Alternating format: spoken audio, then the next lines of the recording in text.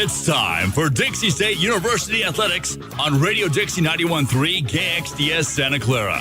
DSU Athletics on Radio Dixie 91.3. And welcome back. We're about to get started here. They got the kickoff going right now, and it is slinging down the field. Dixie State's going to receive it, steps out of the end zone, coming out of the end zone, steps back, cuts back, and will be tackled about the 20-yard line. Ball carrier there. We cannot tell the number, but 44.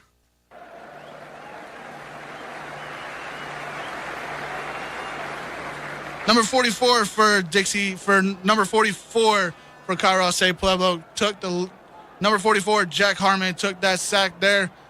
Trent Darms, the new quarterback for Dixie State, leads this offense out to the field.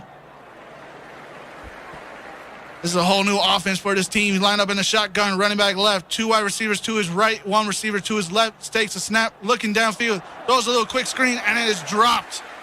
First pass of the season was dropped by number 18, Connor Daly of the team. Mackie, man, he just dropped that real quick. Yeah, we had just a short pass to the tight end that ran a quick little slip route.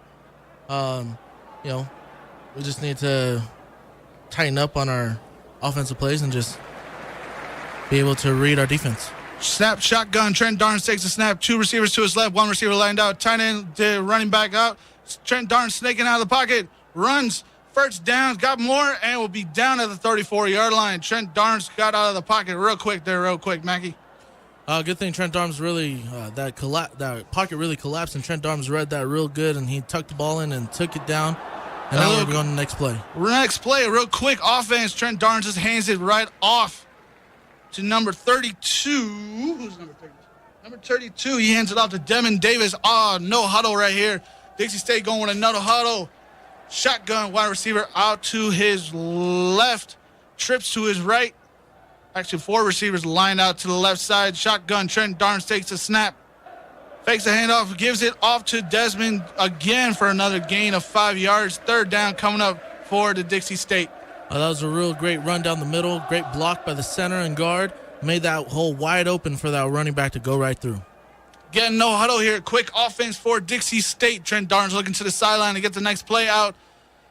Next play out there, slowly trying to get to the ball. Number 8 of Colorado State Pueblo was trying to read the defense, figure out what's going on. Trent Darns lined up in the shotgun. One receiver to his left, one receiver lined out to his left. Motions over, wrong receiver to the middle of the field. Takes a snap, looking downfield. Looking, throws it, and it is incomplete for the pass.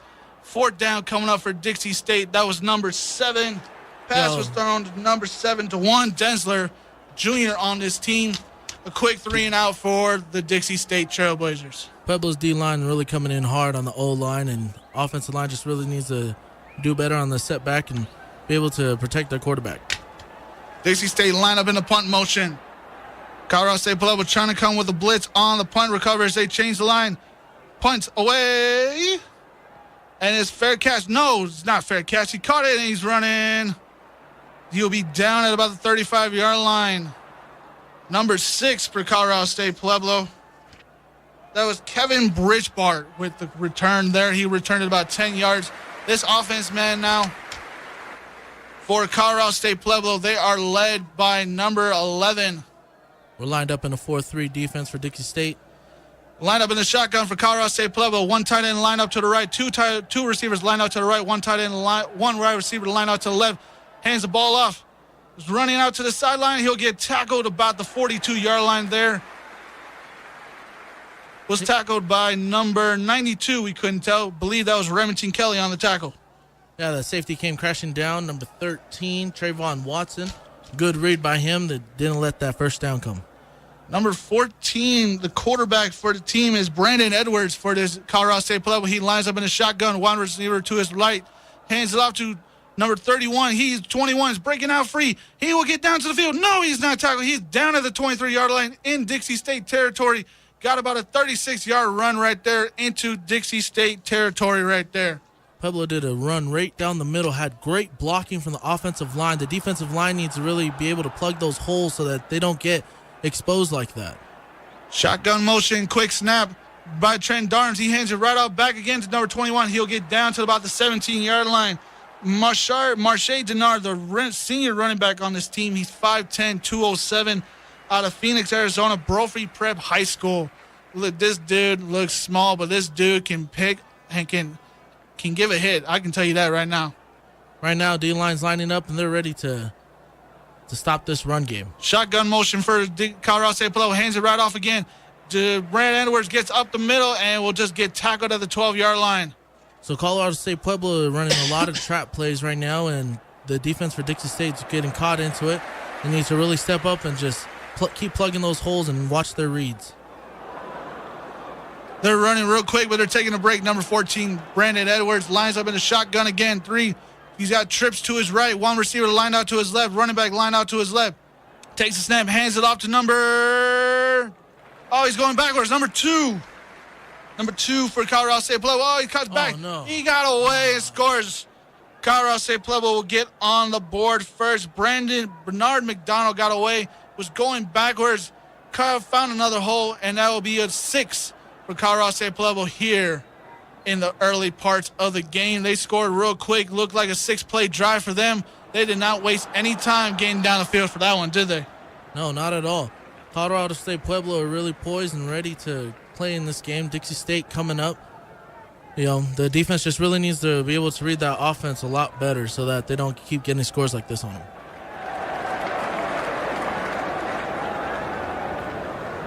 All right, actually looks like the touchdown didn't count. No, they brought it back. It looks like a flag, probably a holding call on the offense. Brandon Edwards brings the team back out again. Replay first down. Doubles to his left. Tight end lined up to the right. Looking downfield, throws a little quick pass to his receiver, Marche Denard. Will get tackled right back at the 19-yard line. Gain of 1 yard on the play. Number 3 for Dixie State. Abraham Reinhardt got to the tackle real quick on that one. Yes, for sure. They tried to do a screen route trying to catch everybody off guard, but number 3 and 21 did not let that happen. They came up and hit him right in the backfield. Shotgun motion again for Brandon Edwards in this Colorado State offense. 2 receivers lined out to his left. 1 receiver lined out to the right. Tight end and a running back lined out to his right. Dixie State showing blitz. Hands it out to Marche Denard again. Found a hole. He's going out the middle. 10, 5, touchdown, Colorado State Pueblo. Looks like there's a flag on the play. Let's see what it is. Another flag. Looks like it. We saw flying through the air again. Will this stand or no? Will this go up against Dixie State? Might have been. Looked like a Dixie State player was offsides on the play.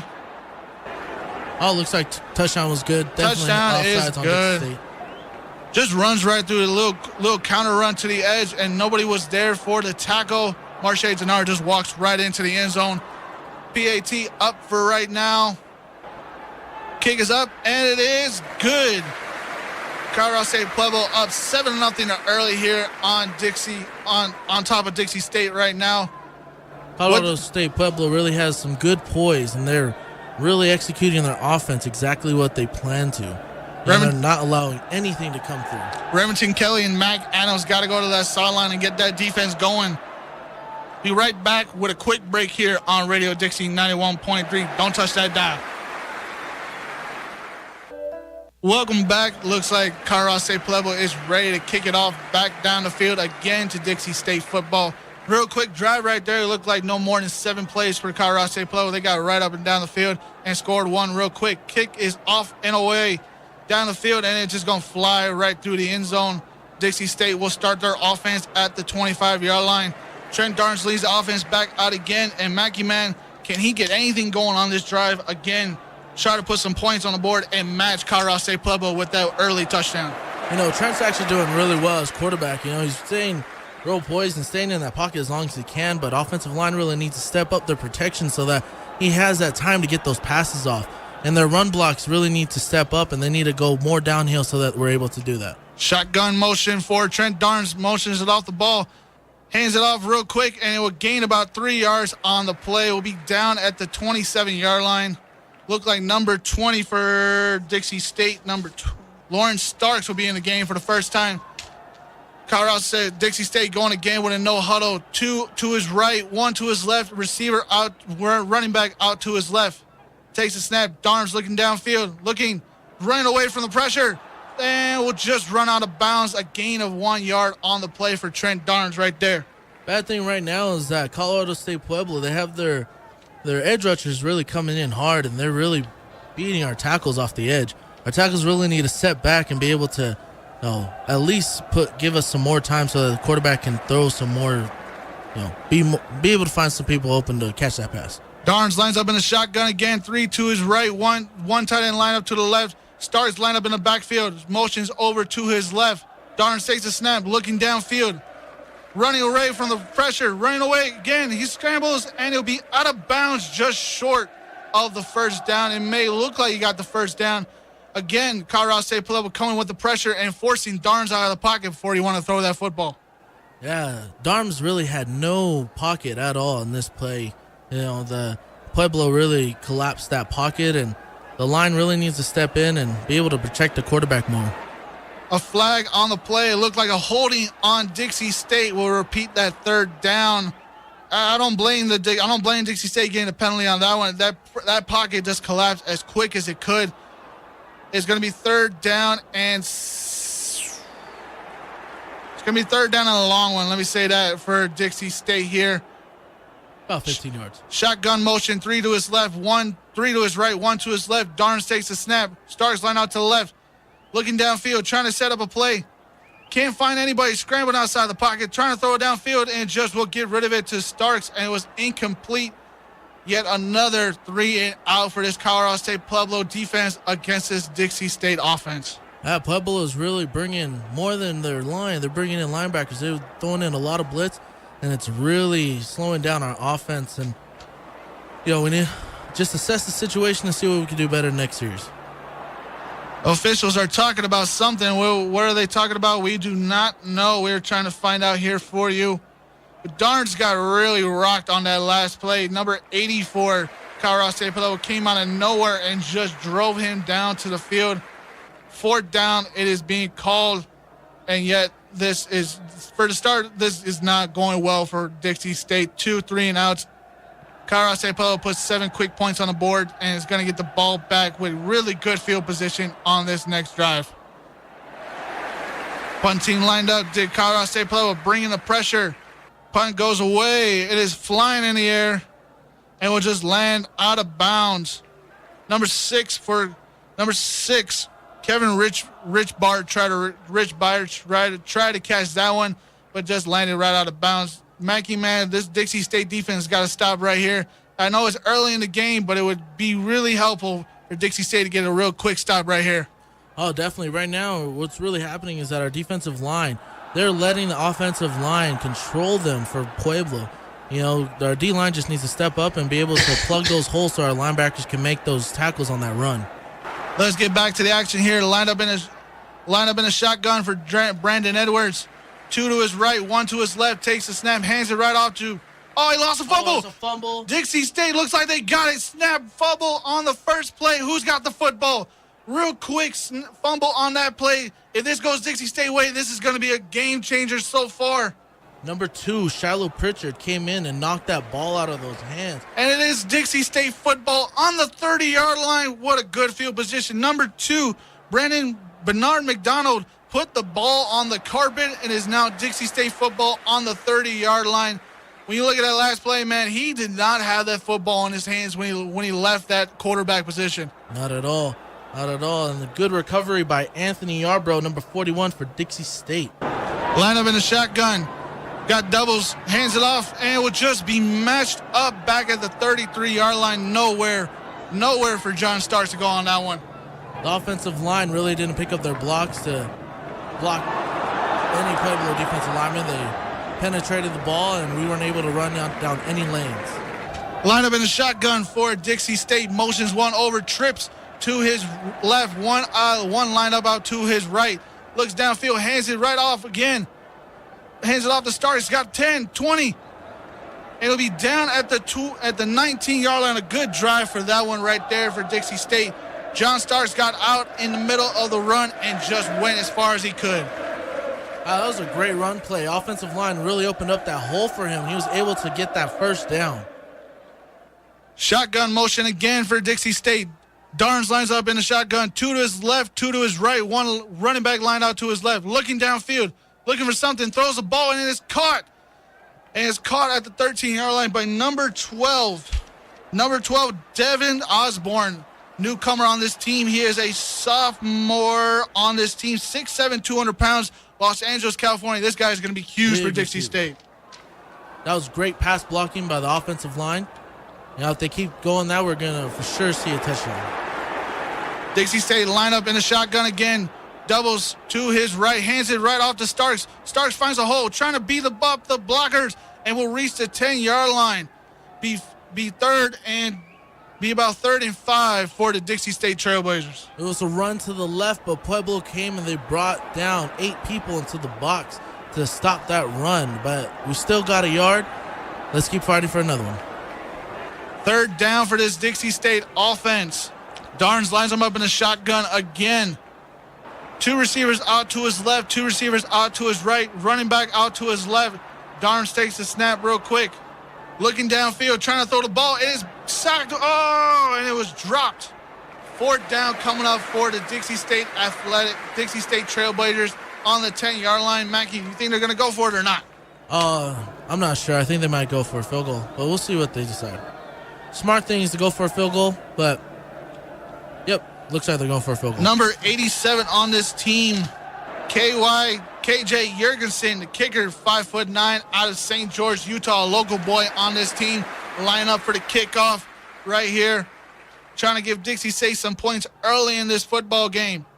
We got 18, Brad Duran holding that ball for Snap, and it is blocked. It was blocked. Colorado State Pueblo picks it up and is trying to run back. Number 42 of the Colorado State Pueblo team blocked that kick. No, he's still going. 20. Number 20 got the ball. He's running to the 20. 10, 5, touchdown, Colorado State Pueblo. No flags thrown at all. Looked like there was a scoop and score. That is crazy how everything can go change for Dixie State on that one. It looked like they had a quick, easy field goal. Gets blocked by number 42 of the Colorado State Pueblo, James Maxey, and it was returned by number 20, Darius Williams, all the way back. It looked like Mackey was down earlier, but if this stands, that gives them a 14-point lead right here. It does not look like it stood. He looked like he got down about the 2-yard. He looked like he stepped out of the 2-yard line. Brandon Edwards leads this Colorado State Pueblo offense back out. No, it actually did stand. Excuse me. It stood. It was a touchdown, and they're lining up. They're trying to go for 2 Pueblo here. Going for 2. And he got it easily. Number 5 of Colorado State Pueblo, Cole Ferguson, got the easy 2-point conversion on that one. What a crazy turn of events here early for Dixie State in this football game. Pueblo really came, and they knew that they were going to go for that 2-point conversion. They had a swing gate all the way to the left, only 3 people on the right, and they ran it straight down the right side. Hold on, we got a penalty on the last play. It looked like a holding by number 43 on Colorado State Pueblo. That will bring it back. They'll try to go for it again. Morgan Smith, the junior tight end on this team. It looks like they're going to line up just for a simple field goal on the 14-yard line here. Kick is up and away, and it is good. It is good, and I'll give Colorado State Pueblo an early 14-point lead here in the football game. That's really a good heads-up play by Colorado State Pueblo by blocking that field goal and being able to pick it up and run it all the way back. 6:53 left in the football game. We're going to take a timeout here. We'll be right back with more live here at Dixie State University. You're listening to Dixie State Athletics, brought to you by Ken Garff St. George Ford Lincoln at 145 West Hilton Drive in St. George and at stgeorgeford.com. Ken Garff St. George Ford Lincoln, your neighborhood Ford dealer, and the title sponsor for all DSU athletics on Radio Dixie 91.3. We are back here at Dixie State University for the football game between Colorado State Pueblo and Dixie State University. Colorado State Pueblo is on top quick, 14-0 here. On top of Dixie State University with 6:53 left just in the first quarter. Mackey, this offense has to get something going on this drive. Otherwise, this is going to be a long night for Dixie State University. Definitely. Our offensive line really needs to be able to give us our quarterback the protection he needs, give him some more time. The pocket's getting collapsed within 2 seconds. we just need stronger protection and just need to play more smash mouth football. Yeah, I can't disagree more with you. This is starting off a little rough for Dixie State, but if they can pull something out of here, try to get a few points on the board and start something, this will look good for them. Dixie State line up in a shotgun, 3 to his right, 1 to his left, running back behind him. Looks like Jordan Starks hands it off to 23, lines up and will run right through the offense to about the 28-yard line, 28.5-yard line of the Dixie State area.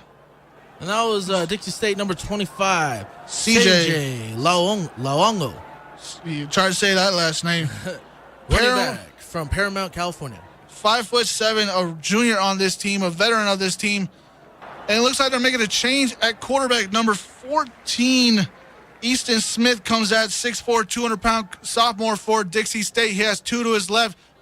Hands it off to number 4, Xavier Woods. Tries to get outside, and there's nothing there for him. It'll be 2nd and 7 for Dixie State. There was nothing there for him at all. Dixie State tried to do a sweep to the right, but was met by a bunch of Pueblo defenders, unable to get a first down. Let's see if Eden Smith stays in the game. Maybe they're pulling Trent Darns after he struggled early off the first 2 plays, and it looks like that he will stay in the game. Eden Smith, the new quarterback for Dixie State, 3 lined out to his left, motions over 1. It'll be 2 to his right, running back lined out to his right. Looks over to the sideline for a new call, maybe changes the play, sticks with the original play. And it's timeout taken by Colorado State Pueblo, early timeout there. Looks like they want to go over some few things off on the defensive side of the ball. We'll be right back with more action here on Radio Dixie. Eden Smith takes the ball, coming back and throws it downfield. And it's caught by Xavier Woods. He is to the 30, to the 20, and he will be taken down at the 23-yard line. What a great play. What a great throw. Xavier Woods, the new transfer onto this Dixie State football team. That was great blocking by the front. Those guys really gave enough time for Easton to be able to throw that pass and for us to get further down the field with the first down. Eden Smith lines up in a shotgun at the 25-yard line. Jordan Starks is lined out to the running back, 3 trips to the right. Hands it off to Starks, goes running up the middle, and we taken down to the 21-yard line. That wasn't Starks. That was number 20 of the Dixie State football team. That was number Lawrence Starks on the run. I got players mixed up all over the place. Eden Smith looks downfield, throws it down the field, and it is incomplete. Looked like he was trying to throw it to the corner of the end zone for that one. He threw that all the way down for number 12. That was a little overpass by the quarterback, but he did have a wide open receiver. Just needs to slow down that ball, and put a little resistance on that pass that he just threw. I don't blame him. Devin Smith is 6'7". I would just throw it up to him. He's a Megatron on this football team. Will he last or not? Eden Smith has 3 to his right, 1 to his left. Starks is lined up to his left. Takes a snap, steps back in the pocket, looking, throws it. And it is incomplete, but a flag comes out. It looks like there will be pass interference. Connor Smith was the intended receiver on that play. That was a good blocking scheme by the offensive line, being able to set back and give enough time for Easton to be able to get a pass off. Let's see what the flag is on the team. It looks like it will be pass interference on Colorado State Pueblo. That was a good call by the team. Holding actually is the call on Colorado State Pueblo. That would take it down to about the 10-yard line for Colorado State Pueblo. It'll be 1st and goal for the Trailblazers inside Colorado State Pueblo's territory. All right, we're lining up, and we have a great offensive line coming in there to you guys right now. We got trips to the right. Now let's see what happens. Trips to the right for Eden Smith. Takes a snap, looks, throws, looking out that way, but he will just take a quick sack on the play back at the 13-yard line. There was nothing over there, and he just took a really smart little sack right there on that play. Yeah, there was a little mishandle of the ball by the center by snapping it too low. Easton had to bend over, pick it up off the floor and had to do what he could with that play. Just nothing was there, and he just tried to escape the pocket as much as you can. Hope didn't break nothing on that. You hope you don't just get sacked that hard. Lined up on a shotgun, 2 to his left, 2 to his right, coming out trips for Eden Smith. Running back lined out, hands it off to Starks, goes running up the middle, and will be met at about the 8-yard line. Dixie State trying to push him as far as they can. He looked like he got about to the 6 or 7 yard line on that one. Will be 3rd and goal from the 6 for Dixie State. That was a great run down the middle, great blocking. They were able to get a few yards and able to get pushed further down towards the end zone. Dixie State lines up in a shotgun, 3 to his right, 1 to his left, motions over 1 to the tight end position. Eaton looking downfield, scrambles outside the pocket, looking, throws it, and it is incomplete. It'll be 4th down for this Dixie State offense again. Let's see if KJ can come out and make this field goal, or we'll see the Dixie State offense come back out. On that play, we really had really good blocking. The bad thing was that we had secondary for Pueblo really covering really hard on our receivers, leaving nobody open. And Easton had to try and get that bullet right into one of our receivers' hands, but unfortunately got patted down. KJ Jurgensen is going to come out for his second try. His first one was blocked. Let's see if he can get this one through. It is up, and it is good. No, it is not good. What? It looked like it was good. Not good for the Dixie State offense. Yet another drive, yet another chance for them to get into some points on the board, and they come up empty-handed again. Dixie State defense coming back on the field. We're ready to, hopefully they're able to plug up their run game because they're really strong in the run. Pueblo's blocks are just really good, and Dixie State defense just need to come up and be able to read whatever they need to do to analyze the situation to make it better. This Dixie State defense has got to get something going. They got to stop this drive and give that offense a chance. Colorado State Pueblo comes lined up again in a shotgun motion. 3 to his left, 1 to his right. Running back lined out to his right. Brendan Edwards takes a snap. Looking downfield, trying to get something set up. A little screen pass set up to his left, and he will get about 7 yard lines on the play. Pueblo ran a screen and really drew in the defensive line, leaving up that open middle field so that they were able to run that screen route to get that 7 yards. Cole Ferguson on the reception on that play. They got a big, tough offensive line for this team, for Brendan Edwards. They're keeping him inside that pocket comfortably. He is going all over the place, throwing the ball wherever he wants to go with that one. Shotgun motions over, throws a little quick pass, and it is incomplete. Trying to connect with Mashar on that play was incomplete. Tried to throw a little screen pass underneath the offensive line. Pueblo tried to do another screen, and our defense was able to read the screen and were able to make that pass go incomplete. Great coverage by Dixie State. Brandon Edwards lines up in a shotgun, 2 to his right, 1 to his left, 2 running backs. Hands it right out to Mashar. No, he took the snap. Brandon Edwards will get the first down at about the 32-yard line. Pueblo ran an option play, and the quarterback really read the defense really well. He kept the ball and ran down the middle, wide open, 7 yards. He fooled me on that one. I thought he handed off to Brandon Mashard, but nope. Edwards kept it himself and ran it down the field. Edwards trying to get the signals from the sideline. Shotgun motion. 2 to his left, 2 to his right, 1 running back to his right, motions over Mashard, tries to cut back, tries to find a hole, and it will be met. He'll be met at about the 32-yard line again. No hole there. This time there was nothing there for Colorado State Pueblo. Great job by number 21, Jalen Moore from Marietta, California, coming down really hard as the safety and allowing no yards from that running back. Brandon Edwards lines up in a shotgun. 2 to his left, 2 to his right, 1 running back lined out to his left. Tight end on the line. False start will be called here. There was a flag going through the field. Number 18 for Pueblo got a little bit too excited on emotion and got called on a false start. It'll bring him back to about the 27-yard line. Make it second down and about 14 for this team. Brandon Edwards getting the signals from the sideline. He's got trips to his left. One receiver to line out to his right. Running back to his right, number 2. Looks to the sideline, gets more signals. Is he going to stay with that player? Is he not? Can't really read it because of the sunlight in his eyes. Brandon Mashard lineups to his left. Trips to his left. 1 wide receiver to line out to the right.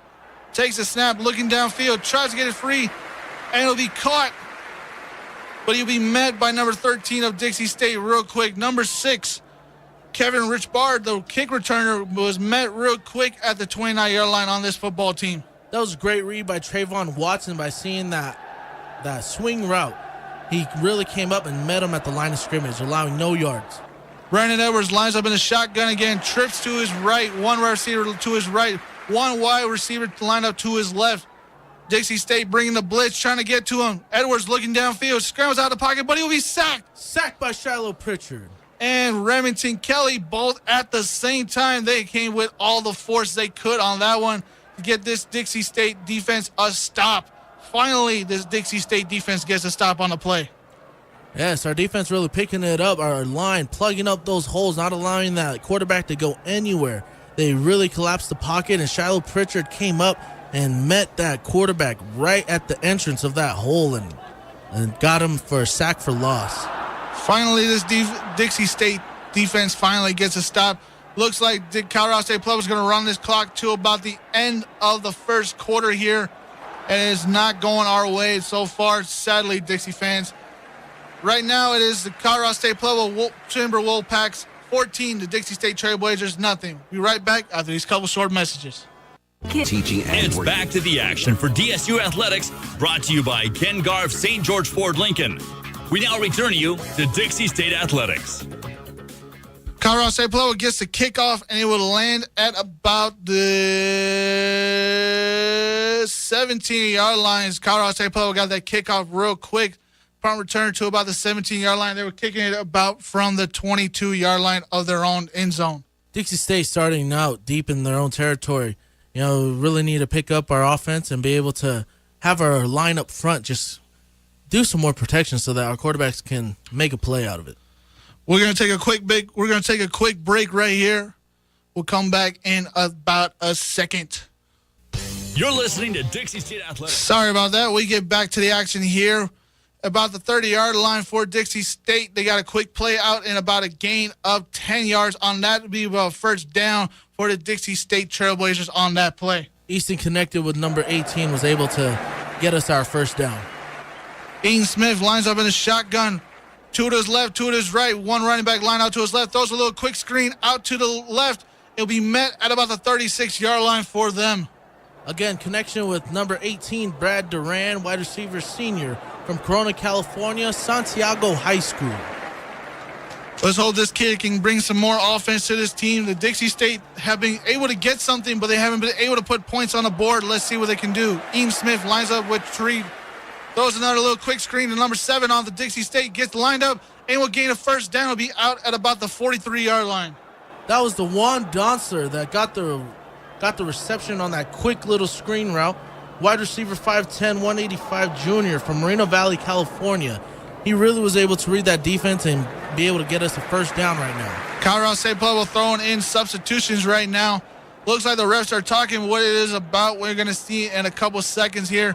You go looking back at that last play. It was a little quick screen play to the right, and it was thrown real quick by Ian Smith on that one. Yeah, our offense is really starting to pick up their pace right now and able to see what works best for them. Those screens are really being effective right now. Oh, perfect. They got a penalty for... Looks like a personal foul on Colorado State Pueblo. That'll be 15 yards. It will make them first down and 10 in Colorado State Pueblo's territory. They'll line up on the 42-yard line. Ian Smith getting the signals from the sideline. Got 3 receivers lined out to his right. 2 receivers lined out to his left. Takes a snap, looking downfield. Looking for something, escapes the pocket, but he'll be sacked back at the 47-yard line by number 46 of Colorado State Pueblos. Man, that pocket really collapsed real quick. He actually had quite a bit of time. Unfortunately, the receivers were covered by the corners and safeties, and just he had nothing open. All he had to do was just tuck the ball in and run. Unfortunately, got met by number 42 from Colorado State Pueblo. Ian Smith was just trying to find something, but was eaten up real quick in the pocket. Had nothing down the field. Ian Smith lines up in the shotgun again. 4 to his right, 4 to his left, 1 to his right. Gives it right off to Starks. He'll be trying to run to the sideline, tries to find something, gets back on his feet. And it's not taken down. It'll be down at about the 42-yard line. That was number 32 of Dixie State. That was a great handoff. Unfortunately, the defense read that really easily and was able to meet him right at the line of scrimmage. Dixie State's got to get something going. They have so many drives on this first part of this game where it looks like they got something, but it looks into nothing. They got to start trying to find something that clicks. Ian Smith lines out with 2 to his right, 2 to his left. 1 running back lined out to his right, motions him over. Looks, throws a little quick screenplay, throws it over to number 32 of Dixie State, and will get about 4 yards on the play. Will be lined up at the 39-yard line. That was a great look. Number 32 was wide open. They did that they hit that screen really well. Then they got about 3 yards. 12:20 left in the game. They're going to be coming out, bringing the punt team out here. Again, Dixie State's got to punt it away. 4th down for them. Right now, punting for Dixie State is Josh Carlson, freshman out of Gilbert, Arizona. Let's see if he can put this into about the 20 or the 10. Try to pin Colorado State Pueblo in deep into their territory. The kick goes away, and it will be landed into the end zone for a touchback here. Colorado State Pueblo will start with the ball at the 25-yard line. We're going to take a quick break right here. Be back with the action here on Radio Dixie 91.3. It's back to the action for DSU Athletics, brought to you by Ken Garff St. George Ford Lincoln. We now return you to Dixie State Athletics. AJ Anderson lines up for Colorado State Pueblo in the shotgun motion. 2 to his right, 2 to his left. Hands it right off to 18. Hey, no, AJ kept it. It'll be down at about the 25-yard line. Flag comes in. Let's see what the flag is on the play. It looks like it'll be against Colorado State Pueblo early right now. Colorado State Pueblo ran another option. Good thing number 3 came down, took out the quarterback, and then left the running back alone. We'll see what happened on this play. Looks like they took Brandon Edwards out of the game and put A.J. Thompson in at the quarterback position. A junior, 6'1", 192 pounds, out of Denver, Colorado, for this Colorado State Pueblo's team. Oh, Pueblo offensive line called for holding. Holding, they'll put him back at the 10-yard line. AJ's got 2 to his left, 1 to his right. Hands it out to his running back, and it will get about 2-yard lines on that play. Nothing right there on that little quick draw play to the running back. Number 2 for this team, Bernard McDonald for the Colorado State Pueblo. Dixie State D-line really came in strong on this play, able to plug up the holes, leaving one hole open for Shiloh Pitcher to fill and tackle number 2.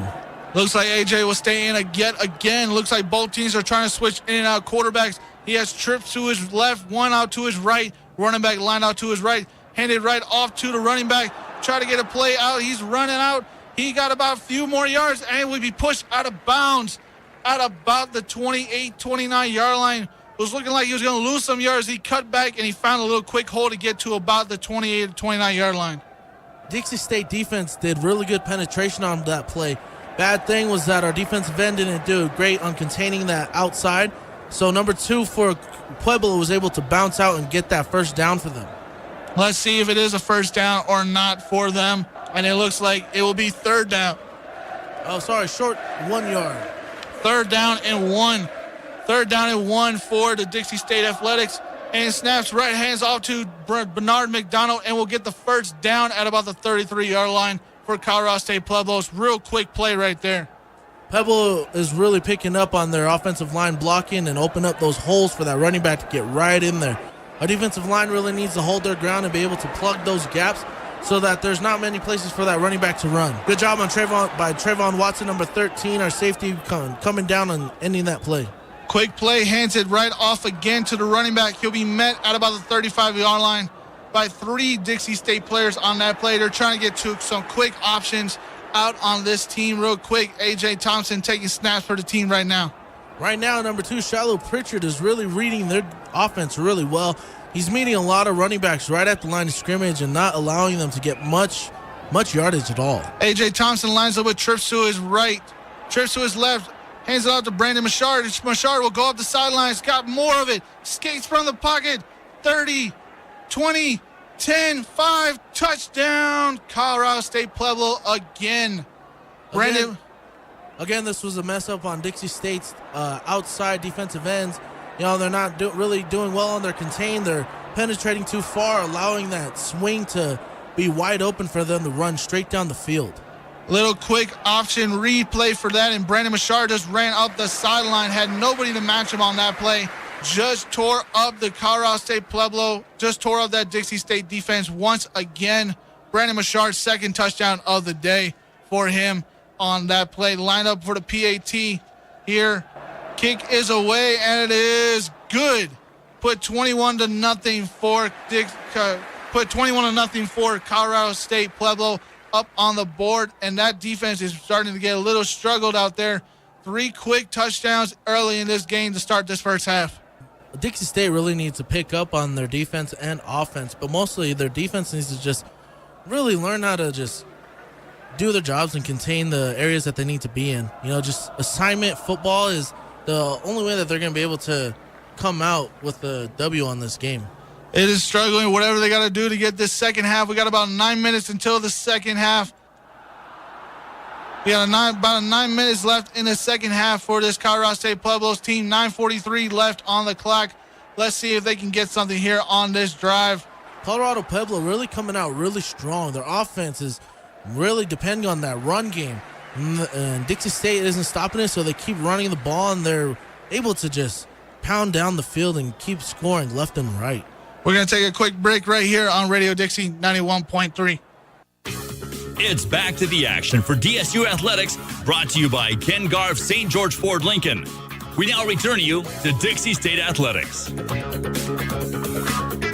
We are back here on Radio Dixie 91.3. Thank you for tuning in and listening to us on the Dixie State game between Colorado State Pueblo and the Dixie State Trailblazers here on Radio Dixie 91.3. Let's get back to the action here. Kickoff is away on that one. Flying down the field, and it will be caught. Fair catch at the 4-yard line by Xavier Woods of this Dixie State offense. Dixie State really needs to come out strong on their offense today. It looks like their screens are going pretty well, but if the offensive line really buckles down and are able to come downhill with their blocks, I think we can really have a run game in this game. We'll take a quick break right here and be back with the action here live on Radio Dixie 91.3. My name is Tom. My name is Cindy. We give to and volunteer with United Way at our community free health clinic. We know our time and money are going to the right places. We don't just wear the shirt. We live it. Give, advocate, volunteer, Live United. Go to liveunited.org. Brought to you by United Way and the Ad Council. It's back to the action for DSU Athletics, brought to you by Ken Garff St. George Ford Lincoln. We now return you to Dixie State Athletics. Back here live on Radio Dixie 91.3. Trent Darns is back in the game, throws it out to number 20 of the Dixie State. He'll try to reach out. He tried to run, and he'll get about 2 yards on the play. We got 9:30 left in the game before halftime. We come here. That was a real great motion to the right by Trent Darns. Really good on reading that defense. There was nobody out there, and he was able to connect the ball with Starks, and Starks was able to catch it and get a few yards down the field. Let's see what they do for this next play. Let's see what they do. It looks like there was a flag on the play, if I'm not mistaken, or I did not see it. We're going to take a quick timeout right here on Radio Dixie. Russell Wilson here with Play 60. United Way and the NFL are helping kids play at least 60 minutes a day. Healthy kids. To get involved, go to unitedway.org/play60. Donate. Are you guys going to do It's it every back time? to the action We're for back DSU here. Athletics, brought to you by Ken Garff St. George Ford Lincoln.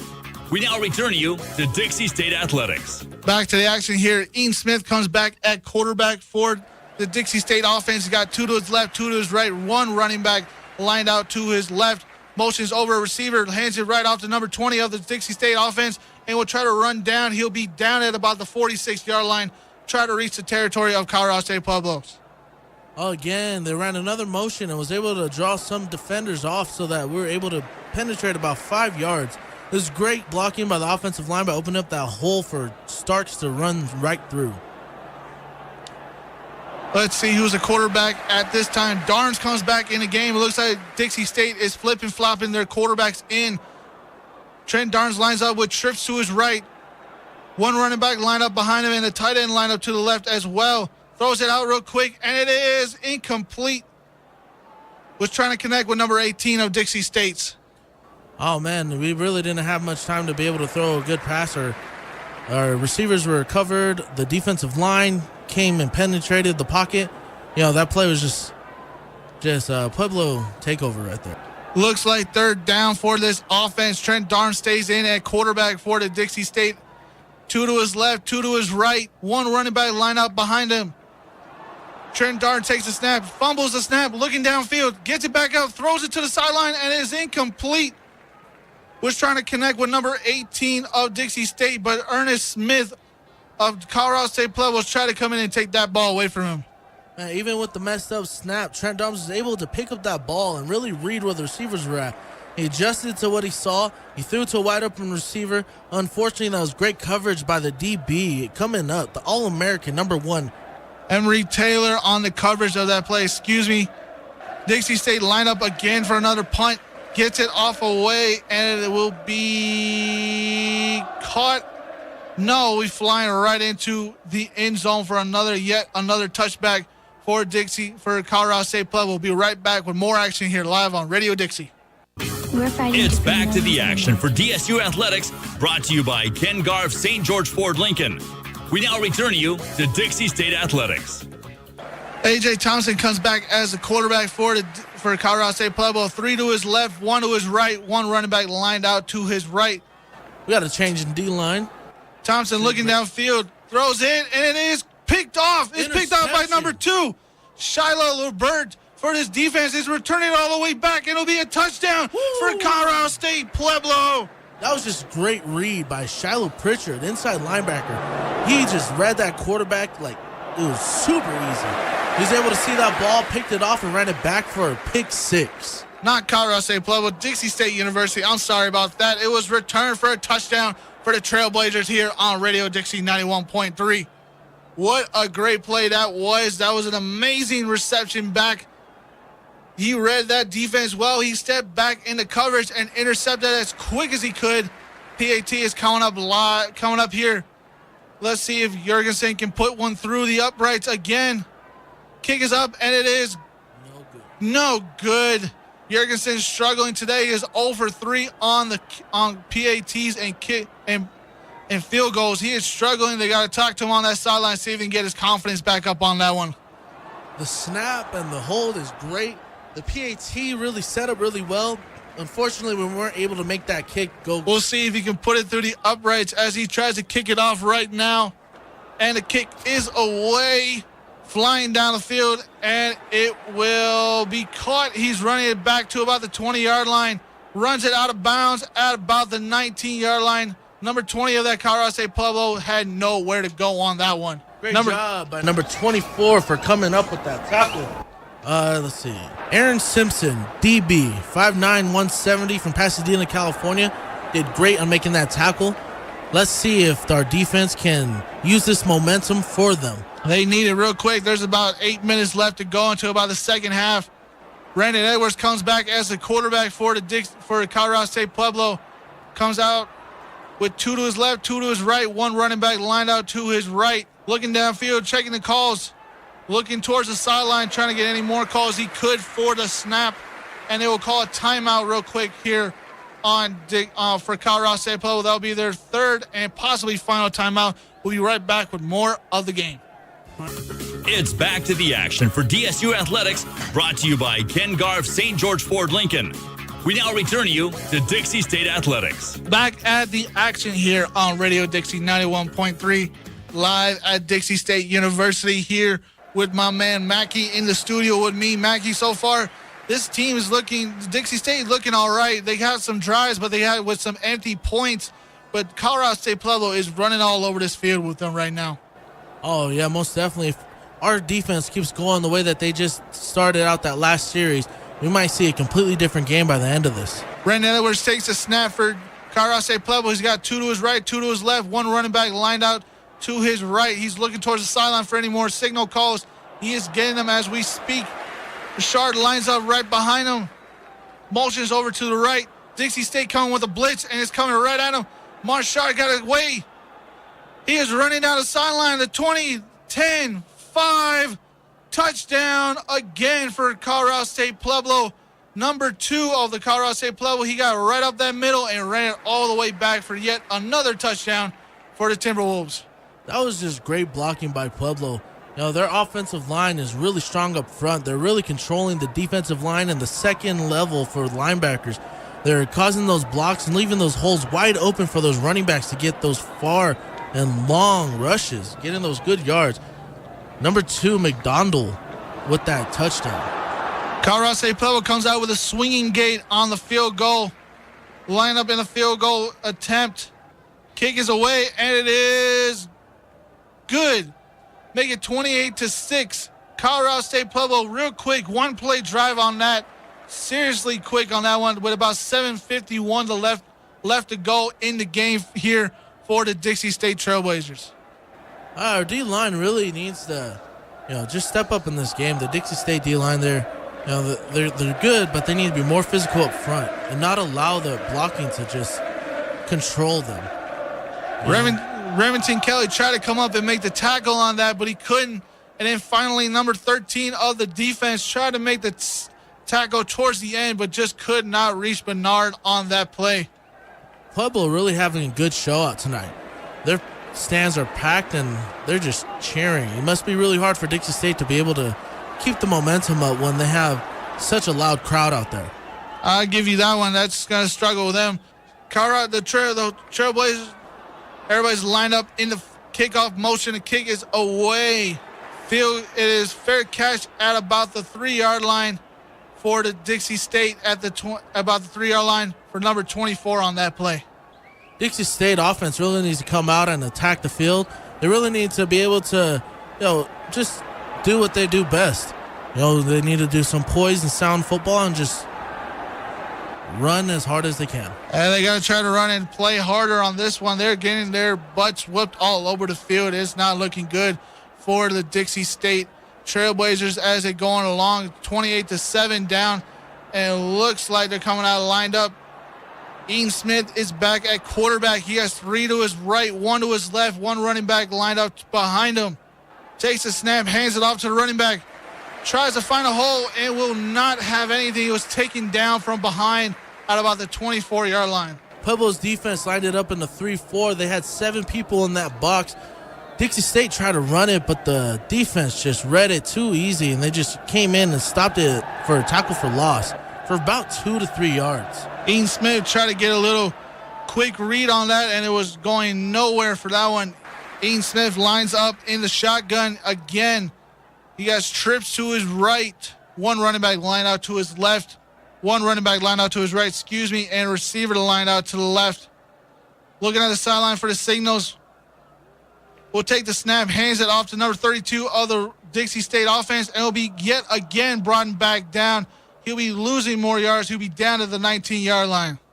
Our offense really needs to start picking up the blitz. Colorado Pueblo is sending about 7 guys every time when the ball is snapped.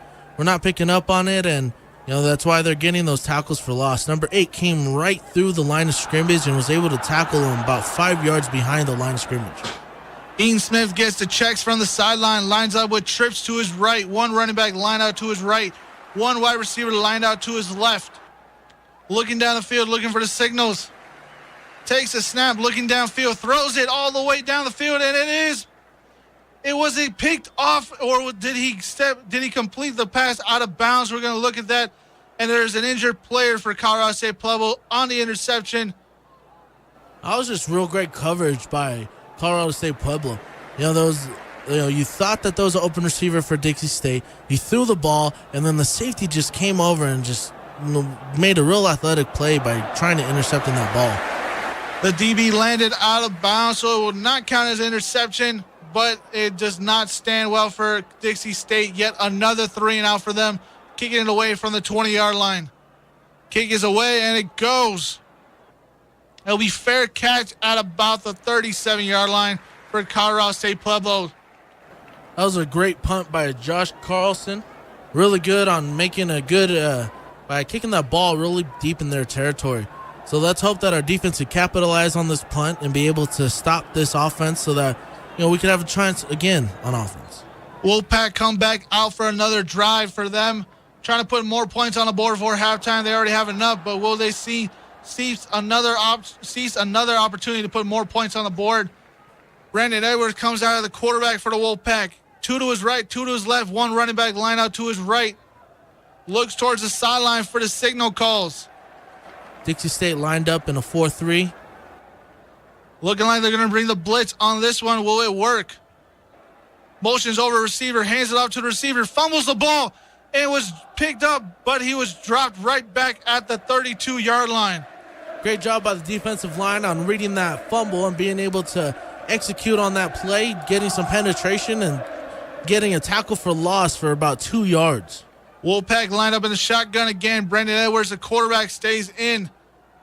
Got two to his right, two to his left, one running back lined out to his right. Dixie State getting the signal calls and getting lined up on their defensive side of the ball. Running back motions over to the left. Dixie State bringing the blitz. Brandon Edwards snaps, throws it downfield, and it is going to be caught. He was caught at number 5. He is trying to rush down the sideline, and he gets away. No. 10-5, touchdown, Colorado State Pueblo again. Number 5 of the Pueblo team got the ball, was caught at about the 32-yard line, shaked away from the DB, and got into the end zone yet again. Dixie State sent in about 8 players to try and rush that quarterback. The quarterback was able to read that and just threw the ball to wide open receiver number 5, who was covered by one corner, and the corner just missed his tackle, unfortunately, getting the touchdown for Colorado State Pueblo. Let's see if our defense could pick it up and see if our offense can come and get some points on the board for us. Wolfpack lineup in a PAT. Snap is high, but the kick goes through, and it is good. Make it 35-6. Wolfpack's over the Trailblazers with about 5 minutes left to go in the first half. Brandon Edwards just threw that ball up perfectly, was caught at about the 40-yard line. Number 5 of the Pueblo team just shakes their DB and just gets away on that play. As a DB, if you have at least one hand on that receiver, you got to make sure you make that tackle. We just really need to learn to wrap up, because a lot of missed tackles is everybody's just dipping their shoulder and they're just missing out on good plays. Whatever these Wolfpack are doing, they're doing it. The Trailblazers got to get to the sideline, got to get something going, and hopefully make something out of this game. They are getting blown out of the building so far. This may be a Division II football game, but this crowd is really sounding like a Division I game right now. They're really hyped, and that must give a really good advantage to Colorado State Pueblo for having such a great support fan base. I'll give you that. They're going out real quick for that, but it's not looking good for Dixie State. Kickoff is away, flying down the field. It will be caught by number 4, Xavier Woods. He'll knee it down in the end zone for another touchback, and the Dixie State offense will come back out at the 25-yard line. Let's see what Dixie State is going to adjust to for this series. Let's really hope that they pick up on the offensive line and being able to set some good blocks for the quarterbacks and running backs so that we can get some running space and some passing time. Looks like Trent Darn is going to come back as a quarterback for Dixie State. They're flip-flopping their quarterbacks more than they are their defense. It is getting ridiculous out here. Dixie State's ready to hopefully pound the ball down the middle. Let's see. I just want to see some smash mouth football, honestly. Trent Darns throws it and is incomplete. Was trying to throw a little quick screen to his right. Our quick screens have been working today. Unfortunately, that quick screen was read really well by that outside corner, able to come in and break up that play. Trent Darn stays in as a quarterback. He's got 2 to his left, 2 to his right, lined up in a shotgun. He's got trips to his right, 1 receiver lined out to his left, and 1 running back lined out to his left. Osborne alone on the left side, number 12. Our Megatron on the team. Let's see if they can use him really well. Darns takes the snap. Hands it off. No, he tries to get around. He's escaping out of the pocket, throws it downfield, and it will be incomplete. Was trying to connect with Megatron of the team on that one right there. Number 12 on Dixie State. Pueblo's defense is really coming at Dixie State right now. They're sending at least 6 guys every single play. We're not able to find any open receivers. They're really collapsing the pocket to where our quarterbacks just have to keep running out and not able to throw any good passes. Let's see what the Dixie State offense can do. Trent Darn stays in as the quarterback. The officials are huddling around. It looks like a flag on the field. We'll see what it was called. Was it against the defense or the offense? We're about to find out in a couple seconds here. This defense is really coming out strong today. Pueblo defense, Pueblo offense, they're doing really well. Dixie State, they can do better. Our offense just needs to be able to read the defense a little bit more better. But we'll see what they do. Flag was picked up. We are really not sure what the flag was called. I think they just picked it up and not going to call it. Looks like the penalty was waved off. Don't know what it was for. But we're at 3rd down again. 3rd down for this Trailblazer offense. Darns lines up with trips to his right. 1 running back lined out to his right. One wide receiver lined out to the left. Motions over to the running back to his left. Darns takes a snap, looking downfield, throws a little quick screen to 18 of the Trailblazers. He gets down the field, and he's down at about the 37-yard line for a Trailblazers first down. Great job by number 18 by being able to get that catch and breaking a few tackles while he was at it. He just really ran and was, just had an attitude while he was getting that first down. Darns got trips to his left. One running back lined out to his left. A receiver lined out to his right. Takes a snap, hands it off the ball to number 32 of the offense. Trips, spins around, and will get down to about the 47-yard line with about 4:50 left to go in the game. That was the Trailblazers' first inside run that went really well. The center and guard really opened up that right side hole so that number 32 could just run right down the middle. Quick play, real quick. Darns was sacked at about the 50-yard line. A quick play was called, and there was nothing on that one right there. 4:40 left in the game. Oh, we got sacked a little bit further back, but let's see if Dixie State is able to come back from this. Darns getting the signals from the sideline. Getting the call as the ball is at the 49-yard line of the Trailblazers side of the ball. Darns got trips to his right. One running back lined out behind him. Receiver lined out to the left. Darns takes the snap, fakes the handoff. Scrambles outside the pocket, looking downfield, throws it. And it was intercepted by Colorado State Pueblo number 1, Emery Taylor of the Wolfpack's defense. Yet again, another opportunity for the Trailblazers to put some points on the board, and it was taken right away. That cornerback, Emery Taylor, he's an All-American returning again for this senior season. Had really good coverage. He's about a foot shorter than the receiver that he got the interception on. He was about a foot shorter, but he jumped right up at the perfect moment to intercept that ball, knew where it was going to be, and just read it really well on that play. Man, Pueblo's defense is really coming out today. Hopefully our defense can pick up on it right now. Brandon Edwards lines up with trips to his right. One running back lined out to his left. One wide receiver lined out to his right. Motions over the running back to his right. Let's see if the Wolfpack puts more points on the board, or the Trailblazers get a stop right here. Little run up the play, and it will be stopped at about the 17-yard line. Pueblo right now really running on those option runs right now. That quarterback is reading the defense, seeing where they go, and he keeps tucking it in. Fortunately, our Dixie State is really picking up on it and able to execute the play really well. Brandon Edwards has trips to his left. One running back lined out to his left. Running back lined out to his right. Getting the signals from the sideline for the Wolfpack. Looks like the Trailblazers trying to come with a blitz on this one. Will it work? Edwards snaps back, looks back. He's sacked at about the 4-yard line. Fumble on the play. The ball got out. And was it received by Dixie State? No, it will stay as the Wolfpack's ball was recovered by number 74 of the Wolfpack. And that was number 90, Charlie Coca of the Dixie State Trailblazers. Inside tackle, coming straight down the middle, able to get that sack. Sacked him back about 9 yards. Sacked him even further than that. They're at the 4-yard line. That ball was at about the 17-yard line. Sacked him for a loss of 12. Brandon Edwards has 2 to his left, 2 to his right. Has 2 to his right, 1 tight end, 1 receiver lined out to his left. Hands the ball off to the running back. Will find a hole. No, he'll be taken down at about the 7-yard line of the Colorado State Pueblo sideline. Number 9 with that tackle, Mike Johnson from San Diego, California.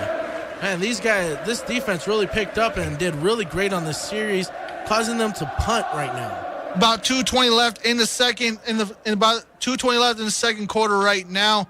Wolfpack leading the game 35-6 over the Trailblazers. Punt team is coming out trying to kick the ball out of the end zone. Ball is kicked away, and it goes.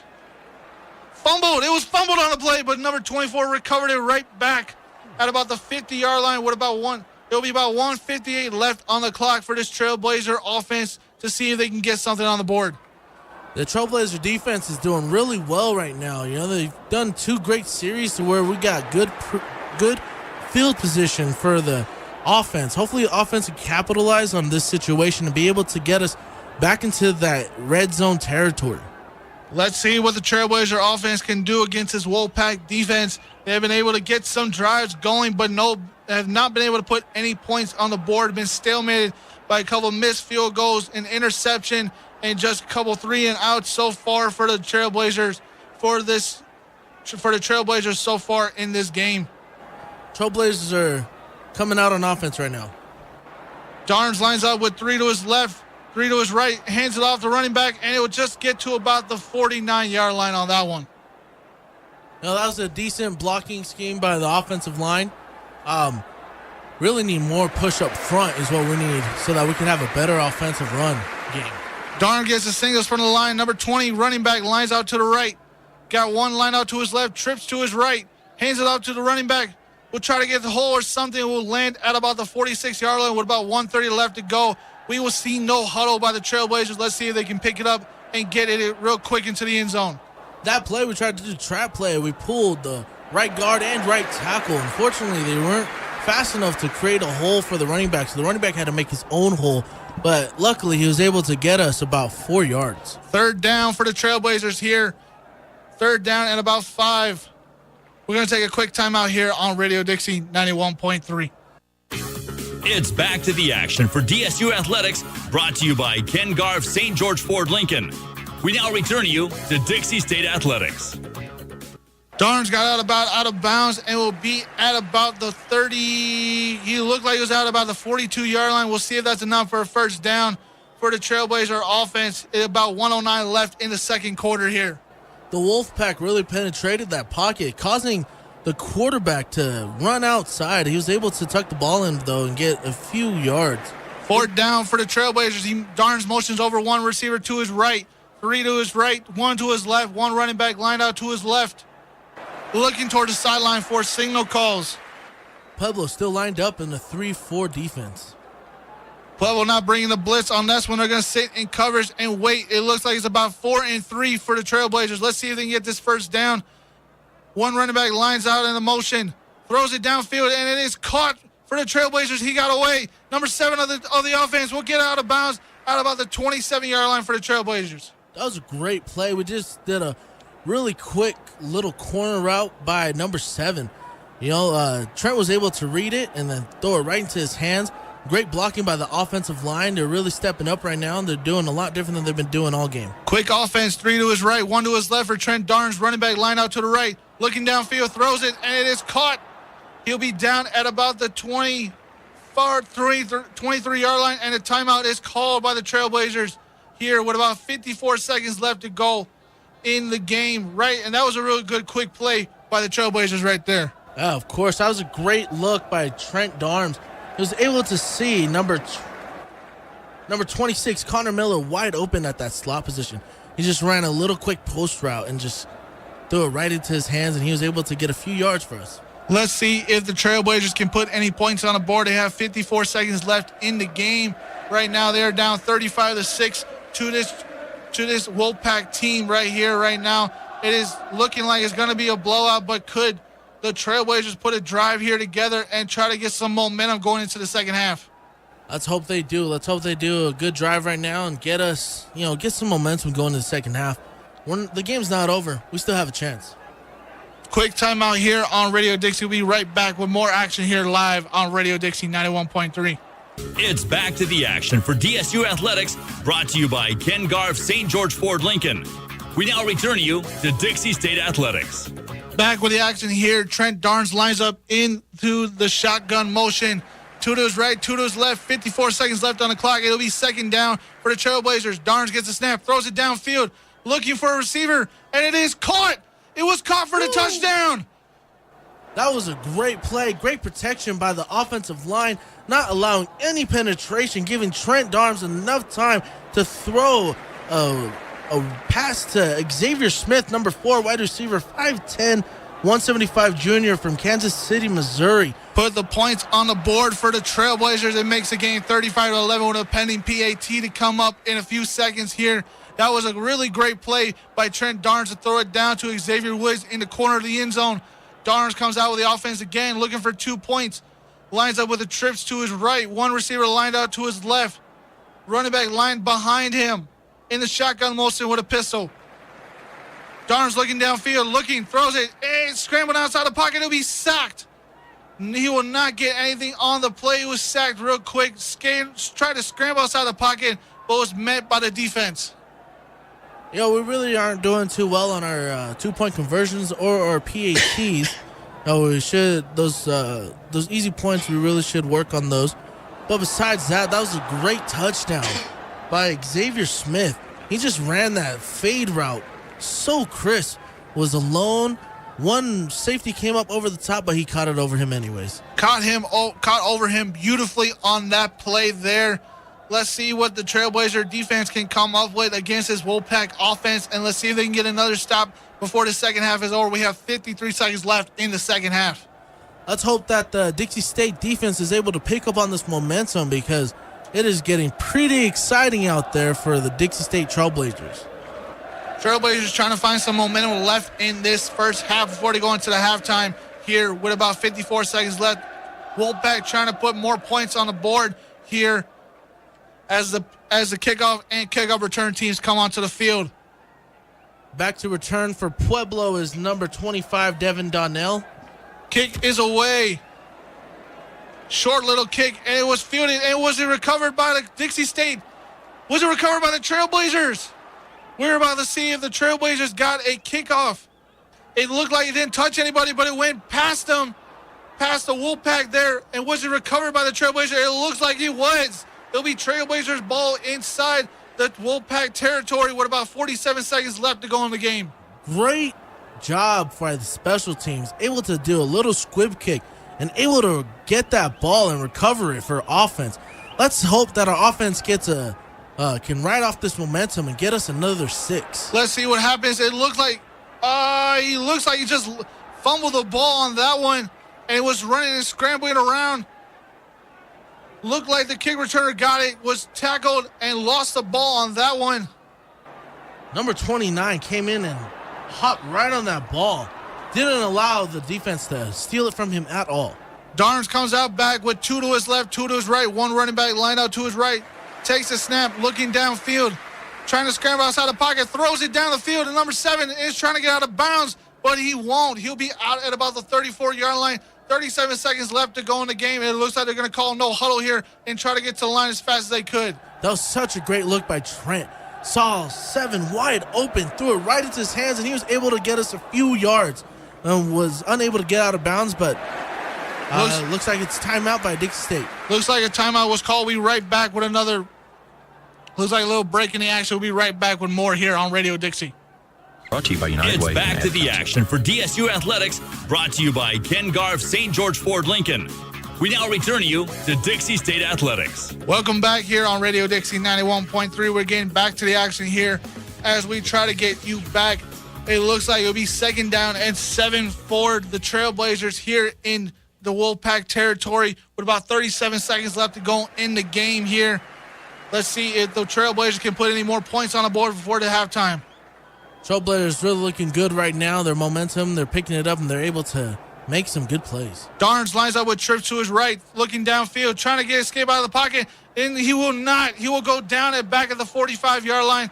The clock is still running. About 30 seconds left to go in the first half. Colorado State's, their D-line really penetrated on this one, causing that sack, causing them to collapse that pocket where Trent wasn't able to make any plays out of there. Darnes lines up in the shotgun again and was brought down again for the sack. Be back down at about the 47-yard line, and that looks like it'll just be about it for the half. Let's see if they're going to try to run one more play or not. Another sack in a row by Colorado State Pueblo. They go into the second half by just really dominating on defense and offense. That'll be it for the first half for this game. Wolfpack up 35-12 on top of the Trailblazers. We'll have the halftime show coming up here in a few minutes here on Radio Dixie 91.3. Brought to you by United Way. It's back to the action for DSU Athletics, brought to you by Ken Garff St. George Ford Lincoln. We now return you to Dixie State Athletics. Welcome to the Trailblazer halftime here at Radio Dixie 91.3. Scores from around the college football world today. Let's look at them. To Notre Dame leading Michigan right now, 21-10. Start of the third quarter there. Mississippi State leading Stephen A.F. Austin real big at a 35-3 halftime lead. Number 1 team in the country, Alabama, leading Louisville so far with about 4 minutes left to go in the second half, 21-0. Oregon leading big over Bowling Green, 30-10. Scores from earlier in the day. Clemson beat Furman up so bad it's not even funny, 48-7. Georgia beat up on Austin Peay the same way. That was 45-0. Ohio State, the first game of the 3 to be without Urban Meyer, missed that one. They beat up Oregon State like there was no tomorrow, 77-31 in that game. That is not even close to a football game. Close game that went on earlier today between number 9 Auburn and number 6 Washington. It was won by Auburn 21-16 with a late fumble in the game to seal the win for Auburn in that one. Then Oklahoma went up and smacked Florida Atlantic around. Lane Kiffin did not have a chance in this one. It was won by Oklahoma 63-14. And finally, in a close game between Penn State and Appalachian State, trying to get another upset on the first week of the college football world. They went up. Penn State won that one in overtime, 45-38 in a close game. We'll be right back with more. We'll recap the game here between Colorado State Pueblo and the Dixie State Trailblazers here on Radio Dixie 91.3. It's back to the action for DSU Athletics, brought to you by Ken Garff St. George Ford Lincoln. We now return you to Dixie State Athletics. Welcome back to the Trailblazer halftime show here on Radio Dixie 91.3. We're here live in the studio with my man Mackey. We're going to recap the game so far. With the Dixie State numbers, it looks like Trent Darnes had 8 of 18 for 1 touchdown, 1 INT. Desmond Davis ran the ball for 9 times for 27 yards, averaged 3 yards per carry, and had a long distance of 15 yards. To the Wolfpack of Colorado State side, Brendan Edwards, the quarterback, mostly the game. He was 4 for 5, 77 yards, and 1 touchdown. Marche Denard having a great game, had 5 attempts, 132 yards. He averaged 26 yards per carry and 2 touchdowns, along with Bernard McDonald, who has 6 attempts, 94 yards, averaged 15 on those attempts, and had 1 touchdown in the game. Mackie, man, let me bring you in here. This is not going well for the Trailblazers, but is there any chance for them to come back in this game? Oh, definitely. They definitely have a chance. They started out slow. They were really not coming out strong on either side of the ball. Pueblo really capitalized in the beginning, but towards the end of the second half, the offense really started connecting. That defense really started stepping up. Leading the way, we got Shiloh Pritchard, number 2, linebacker. He got a pick 6, and he also got a sack. We got some great guys on defense right now doing really well. Including Shiloh Pritchard. We got Trayvon Watson, number 13, playing safety. We got Charlie Coca, number 90, bringing it down in the trenches, doing great as an inside lineman. And then we got Abraham Reinhardt playing the outside linebacker, really doing well on that coverage. And the defense is really coming out, and they're really the reason why we're even in this game right now. Hopefully offense is able to pick up on what the defense is doing and get this momentum they took into the halftime and bring it back out for second half. All right, well, we'll come back in a few minutes to talk about what we think the team can do to go into the second half right here on Radio Dixie 91.3. Take it. It's back to the action for DSU Athletics, brought to you by Ken Garff St. George Ford Lincoln. We now return you to Dixie State Athletics.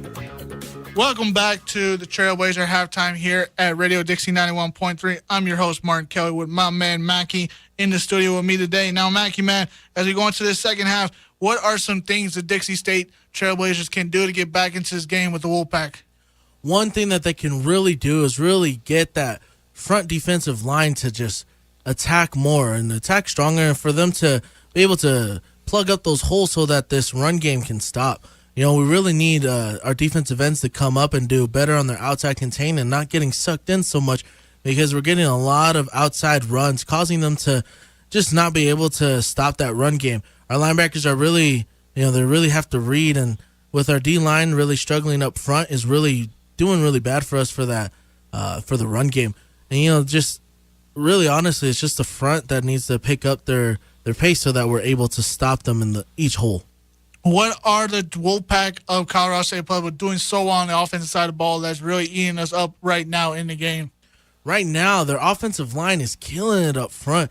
They're really showing that they're a really strong offensive line. They have some really big guys. They keep running behind number 67, the right guard. He's just a big man to get past, but he's just leading the way by opening up those inside runs for, Denard and the other running backs to just get right into. And then their outside blocks are even better, and they're doing really well at the run game. Don't really need to pass at all. All right, we'll be right back after these couple messages with the start of the second half here on Radio Dixie 91.3. And we are back with Dixie State football. This is McKinney Manu, and with me is Martin. Right now, Dixie State's lining up to do a kickoff, and it will be a touchback. Sorry about that. It will be a touchback for the Wolfpack here on Radio Dixie 91.3. Let's get back to the action here. The Wolfpack come out with their offense. Let's see if they put some more points on the board, or the Trailblazers try to get an opportunity here to get their ball back for the offense. Let's see if our defense is able to come and, just really be able to analyze what they did in the first half and do better this half. Edwards lines up in a shotgun, one to his left, one to his right, two tight ends line up on the line. Comes out in a one running back lined out to his right, but a timeout is called on the play. It looks like false start on the Wolfpack right there real quick.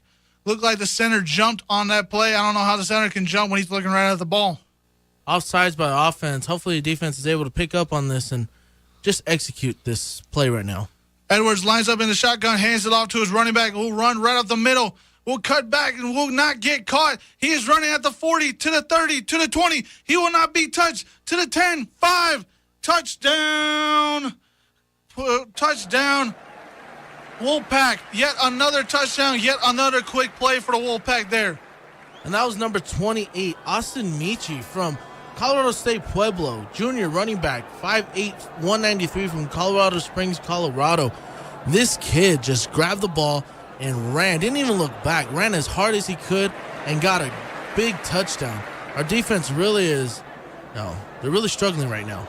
Swinging gate for the Wolfpack right now, coming out for the PAT.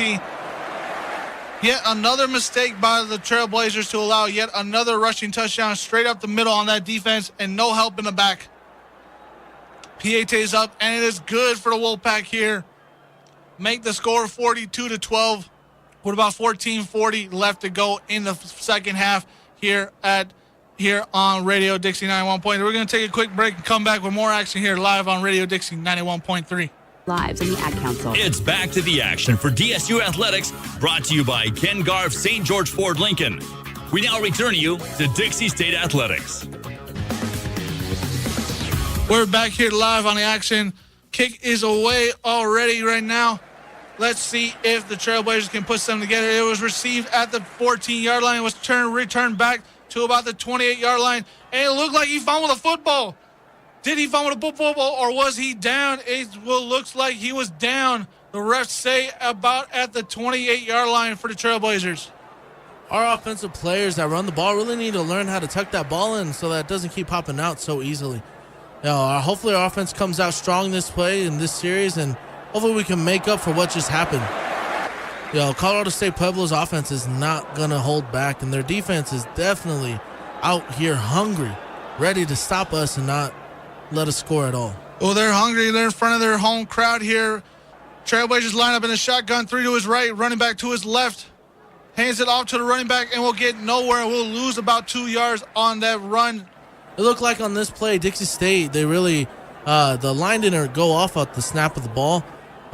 We had a few linemen that were still in their stance when the ball was snapped, and the defensive line from Pueblo was able to execute and tackle them behind the line of scrimmage. Darnes lines up in the empty with 3 to his left, 2 to his right. Takes the snap, looking down the field, trying to find somebody open, steps inside the pocket, runs away from the pressure, and will just throw it away. Nobody open on that play. Tried to get it to his receiver, but nobody was open on that one. Man, again, Pueblo's defense coming in strong. The defensive line just really penetrating with that 3-man front. They're taking up more than one block, allowing the linebackers to just come right in and almost sack the quarterback and causing us to scramble. Luckily Trent didn't get sacked, but hopefully next time he has somebody wide open. Hopefully he does. Let's see if he can find somebody open on that play. He was trying to get it to his tight end, number 84 on the team, but it just did not go well for that play. Darnes lines up in a shotgun again, 2 to his right, 2 to his left. Tight end line up on the line. Looks, steps in the pocket, will be sacked at about the 24-yard line. Yet another sack for this Wolfpack defense. Pueblo's defensive ends are really doing well on penetrating on their pass rush. They're really eating up our tackles and just, executing really well. Darnes had really no time left in that pocket to look downfield, and probably no one was open with the Wolfpack's team coming right at him. Pueblo really has a really big defensive line. They got a 6'4", 300-pound man right in the middle, taking up 3 blocks, leaving a bunch of holes wide open. Trailblazers line up in a punt formation. Snap. Kick is away, and it is flying. And it will be down at about the 22-yard line inside of the Wolfpack's own territory of the field. About 13:30 left, about 13:03 left to go in the game. Mackey, man, is there anything this Trailblazer defense can do to get at least a stop and maybe get some more points in this game? Like I said before, the defensive line really needs to come in hard. They need to make a physical presence up front and take up all those gaps so that there's no holes for the running back to run in. Pueblo's making big, huge holes that Dixie State is not able to fill. Edwards lines up with the Wolfpack. He has one tight end on, one receiver to his right and left, running back to his right. Fumbles the football. Was it recovered by the Dixie State? And it was. It was recovered by Dixie State at the 15-yard line. Brandon Edwards and his running back fumbled the football on that. It looked like Austin Missy was the running back on that play. Number 3, Abraham Reinhardt, really coming up with that heads-up play, coming in, diving right on top of the ball, getting that turnover. Hopefully this turnover turns into a Trailblazer touchdown. Let's see if they can do that. It'll be the ball on the 15-yard line with Trent. Saw that there was a wide opening handoff to number 32, and he was able to run and get us a few yards. Darnes lines up in the shotgun again, looking for signal calls from the sideline. Has 3 bunched up to his right, 1 line out to his left. Receiver running motions over receiver to his left. Running back lined out to his left as well. Darnes takes the snap, looking downfield, throws it, and it is caught. It'll be down at about the 4-yard lines of number 18 on the Pueblo team. Great job by Brad Duran, number 18, wide receiver out of Corona, California, on really selling his route. He ran a flat out route, and he was wide open, able to pick up about 9 yards. Darnes looking to the sideline for signals, lines up in a shotgun once again. Number 32 running back lines out to his left. Darnes gets a signal, looking downfield, motions over his running back to his right. Takes a snap, fumbles the snap, looking, scrambles outside the pocket, throws it downfield, and it'll be incomplete. Was trying to connect with his tight end in the back of the end zone. Man, again, that tight end was wide open. Unfortunately, he was unable to catch the ball. Trent Darnes has a really good eye. Even though that he fumbled the ball, he had to scramble from the pocket because it collapsed, but he was able to still find a wide open receiver. Unfortunately, he was unable to bring the ball in to get that touchdown for the Trailblazers. Trent Darnes looking to the sideline for signal calls. Number 4, Xavier Woods, comes into the game. Darnes lines up to the left in a receiver motion. This looks like it's going to be called as a wildcat motion. Xavier Woods motions out, and a penalty. Looks like a timeout was called or something was called by the officials. That looked like it was a pretty good wildcat play coming up. Had the running back Starks right at the quarterback spot. Looked like they're about to do a power right. But we'll see what they do after this timeout. Timeout was taken by the Trailblazers. We'll be right back in a few moments. It's back to the action for DSU Athletics, brought to you by Ken Garff St. George Ford Lincoln. We now return you to Dixie State Athletics. They're getting up and down. We're right back here with the action. We're right back here with the action live on Radio Dixie 91.3. Trailblazers are threatening the door to get into the end zone. They're on the 4-yard line with 2nd and goal here. They tried to call a wildcat on the last play. It did not go as well as the coaches thought. They're coming back out to the field. It looks like Darnes is still lined out in receiver motion. Xavier Woods lined out to the left. Looks like Jordan Starks is the quarterback at the moment. Xavier Woods lines up in a motion. Goes into the motion. Starks tries to get a hole. He's trying to get back on the field, and he'll be taken down at the 2-yard line. A good little tough run call, but it's not going to get what the Trailblazers wanted. Great job by Starks by making something out of nothing. As soon as the ball was snapped, there was penetration. There was already 4 defensive players in the field, yet he was still able to pick up a yard. Darnes will line up again as a receiver. Looks like Jordan Starks will take the snap.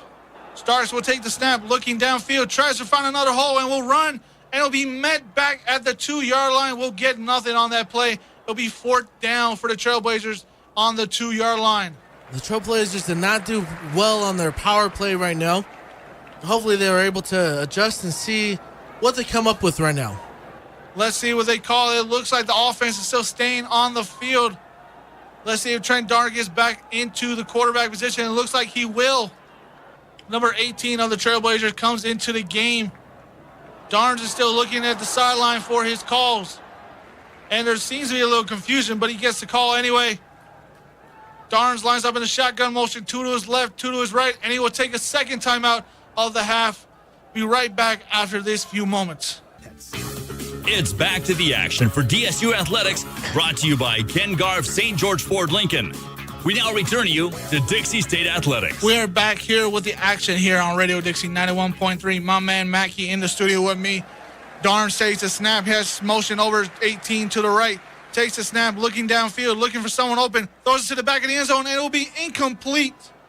4th down did not go well for the Trailblazers on that play. It looked like he had somebody open in the back of the end zone, but just could not connect with him. Yeah, unfortunately, Darnes wasn't able to do a really good pass. He overthrew the pass to his intended receiver, who was wide open in the end zone. If he would have put a little bit of resistance on that pass, that would have been a perfect Trailblazer touchdown. The intended receiver on the play was number 7. Dewan Desler. A.J. Thompson comes in for the quarterback, but he's sacked. Sacked for safety. Austin Missy was met in the end zone for a safety for the Trailblazers. Real quick play. Yes, it will stand as a safety for the Dixie State Trailblazers. That was number 3, Abraham Reinhart, coming off the outside edge, getting that sack in the end zone, getting a safety for the Trailblazers, something they really needed to get back into this ball game. And desperately needed that to get 2 points on the board, and a pending kickoff will be here for the Trailblazers. Let's hope that the Trailblazers really capitalize this and, really ride this momentum. That was a great play by the defense, and the defense is really saving the Trailblazers right now by not getting them to really lose by a lot. They're trying to do it as best as they can. They're trying to keep them in the game as well as they can. It stands right now 42-14. The Wolfpack lead the Trailblazers with 10-11 left to go in the third quarter here. We'll take a quick timeout and be right back with more action. It's back to the action for DSU Athletics, brought to you by Ken Garff St. George Ford Lincoln. We now return you to Dixie State Athletics. Back to the action here on Radio Dixie 91.3. The Wolfpack kicked off to the Trailblazers, and the Trailblazers returned it to about the 35-yard line, to about the 46-yard line. Let's see if the Trailblazers can put anything together on this drive. Wolfpack lead this game 42-14 with about 10 minutes left to go in the game right now. It looks like the Trailblazers coming out again in the shotgun motion, trying to get more spread offense into this game and try to get more points on the board. Running back, 4 wide receivers line out to the right, 1 receiver to line out to the right as well. Darnes fakes, throws it, and was it intercepted? It must have been intercepted. The Wolfpack run back to about the 30-yard line with that one, and it was intercepted by the Wolfpack on that play. What an amazing turnaround event. The Trailblazers get a safety, they get the kickoff back, and they turn it right over again to the Wolfpack on their team. Mackie, man, you missed a lot of action. Turnover yet again for the Trailblazers. Interception was recovered by the Wolfpack. No. Hopefully our defense could come back and be able to get a big turnover again. I feel like the Trailblazers are really riding on our defense today.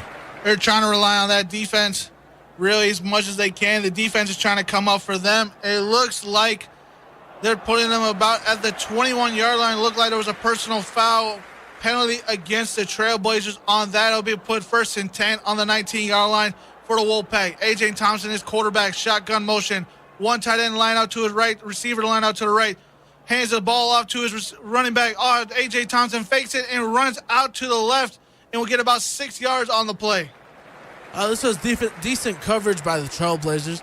the defensive line need to really work on getting more penetration on the ball, plugging up those gaps, and the outside contain needs to really come up stronger. They're getting a lot of big outside runs, and hopefully their defense can adjust and do better on it. Trailblazers, Wolfpack lined up in a no huddle, and it goes nowhere. Number 5 of the Trailblazers comes up and cleans up that play. They'll be back at the 17-yard line, 3rd down for the Wolfpack. Great job by our defense. Hopefully we could do a lot better on the next play. D-line again, they just need more penetration.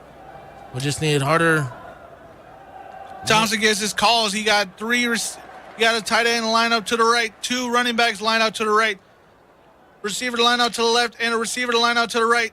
Austin Missy, number 28 of the Wolfpack, lines up in a pistol motion. Thompson takes a snap, fakes a handout to him, and it was thrown up in the end zone, and it was batted down by the D-line, almost intercepted by number 21 of the Trailblazers. Great job on the D-line for getting in on that penetration. They really closed that gap and was able to bat down the ball and almost got the interception. Number 8, I believe, almost came up and almost got that interception. He almost did come up with that ball. A.J. Thompson has 4th down. It looks like about 4th down and 2. Our defense lines up in a 4-3. Trailblazers, the Wolfpack comes out with 1 tight end lined up on the right. Running back line out to the right. 2 wide receivers. Little counter play to the right, and it will get the 1st down and more. He'll be down about at the 7-yard line. Austin Missy of the Wolfpack, yet another great run by the team. D-line did pretty good on that play. That was just a great run by number 28, Austin Michi. He just came in and ran hard. Even though the hole was there, he just ran through people. We just need to be stronger up front, stronger in the linebacker core, and just get our tackles as soon as we hit them. A.J. Thompson lines up in the shotgun again. Austin Missy is to his right. Has a tight end lineup on the right side. Fullback lineup on the line. 2 receivers to his right and left. Hands the ball out to Missy. Missy gets another hole, and he will walk right into the touchdown for yet another Wolfpack touchdown. Make that 48-14 with about 8:30 left to go in the game. Right now, the Trailblazers' defense is really being inconsistent up front. The D-line, one play they go hard, the other play they get washed up. The blocking is doing really well for Pueblo, but our defense really needs to step up. They were able to get washed up, and Michi was able to just walk right into the end zone. PAT pending right now for the Wolfpack. It is up, and it is good. Make it 49-14 in favor of the Wolfpack over the Trailblazers with 8:36 left to go in the second half. You can't be really mad at the Trailblazers defense right now. They're not doing the best, but they're not doing the worst. They're really spending a lot of time on the field. The offense is just, they're not really connecting too well.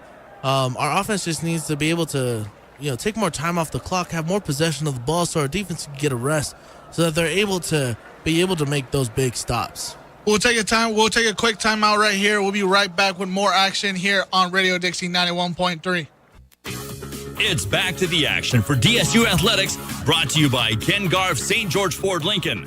We now return you to Dixie State Athletics. Welcome back to Radio Dixie 91.3 for the Trailblazer game against the Colorado State Pueblo Wolfpack here on Radio Dixie 91.3. The score still stands at 49-14 in favor of the Wolfpack. The kick is down the field, and it was recovered.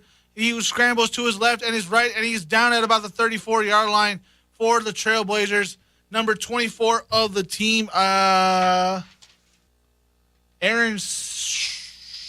Simpson on the return to about the 34-yard line for the Trailblazers on that play. Decent return by Aaron Simpson. He fumbled with the ball back at the 10-yard line, but was able to pick up, and he was kind of wobbling on his feet, but was still able to pick up a good 20 yards. Let's see if the Trailblazer offense can get anything going on this drive as well. Try to get some more points for them just for morale. Darnes lines up in a shotgun, hands it off to his running back. His running back will find a little quick hole, and he'll get to about the 34-yard line to about the 33-yard line. The Colorado State Pueblo defense is just doing really well. They're really reading everything that our offense is doing. The Trailblazers really need to figure out how to expose the Pueblo State defense right now. Darnes lines up in the shotgun again, looking towards the sideline for calls. Got 3 receivers line out to the right, 1 running back line out to the right. One receiver line out to his left. Snap. Looking, hands the ball off to his running back, number 32. And he will get to about the 39-yard line. It looks like it's enough for Trailblazer first down. Great run by Desmond Davis. He came in, he just had so many defenders in front of him, but he was still able to outrun them. The offensive line, they let some guys go too early, but, that was still a good run. Darnes takes a snap and throws it down the field to about the 45-yard line. This will be enough for a first down. Brad Duran doing really well by catching all the balls and getting our first downs. He's doing really well today. No huddle for Darnes. He throws it. He's looking, scrambles outside the pocket, and it looks like something happened. Looks like there was a call on the play, false start by the Trailblazers before the snap was taken. Trailblazers really need to get into some sound football and just know when the count is. And we just really need to execute our offensive plays a lot better and just go hard. This Pueblo team, they're good, but they're not that much better than Dixie State. Let's see what the Trailblazers can do in the next few minutes. Try to get some more points on the board with 7 minutes left to go in the third quarter here. Down by the Wolfpacks 49-14. Darnes lines up in a shotgun. Two to his left, two to his right. One running back to his left. Looking, looks, steps into the pocket and scrambles away from the pressure. Looking, throws it, and it will be intercepted by the Wolfpacks again. Be intercepted at about the 50-yard line, 47-yard line for the Wolfpack. Number 24 of the Wolfpack intercepted that one. One thing the Trailblazers really looks like they really need to work on is the receivers being able to catch the ball.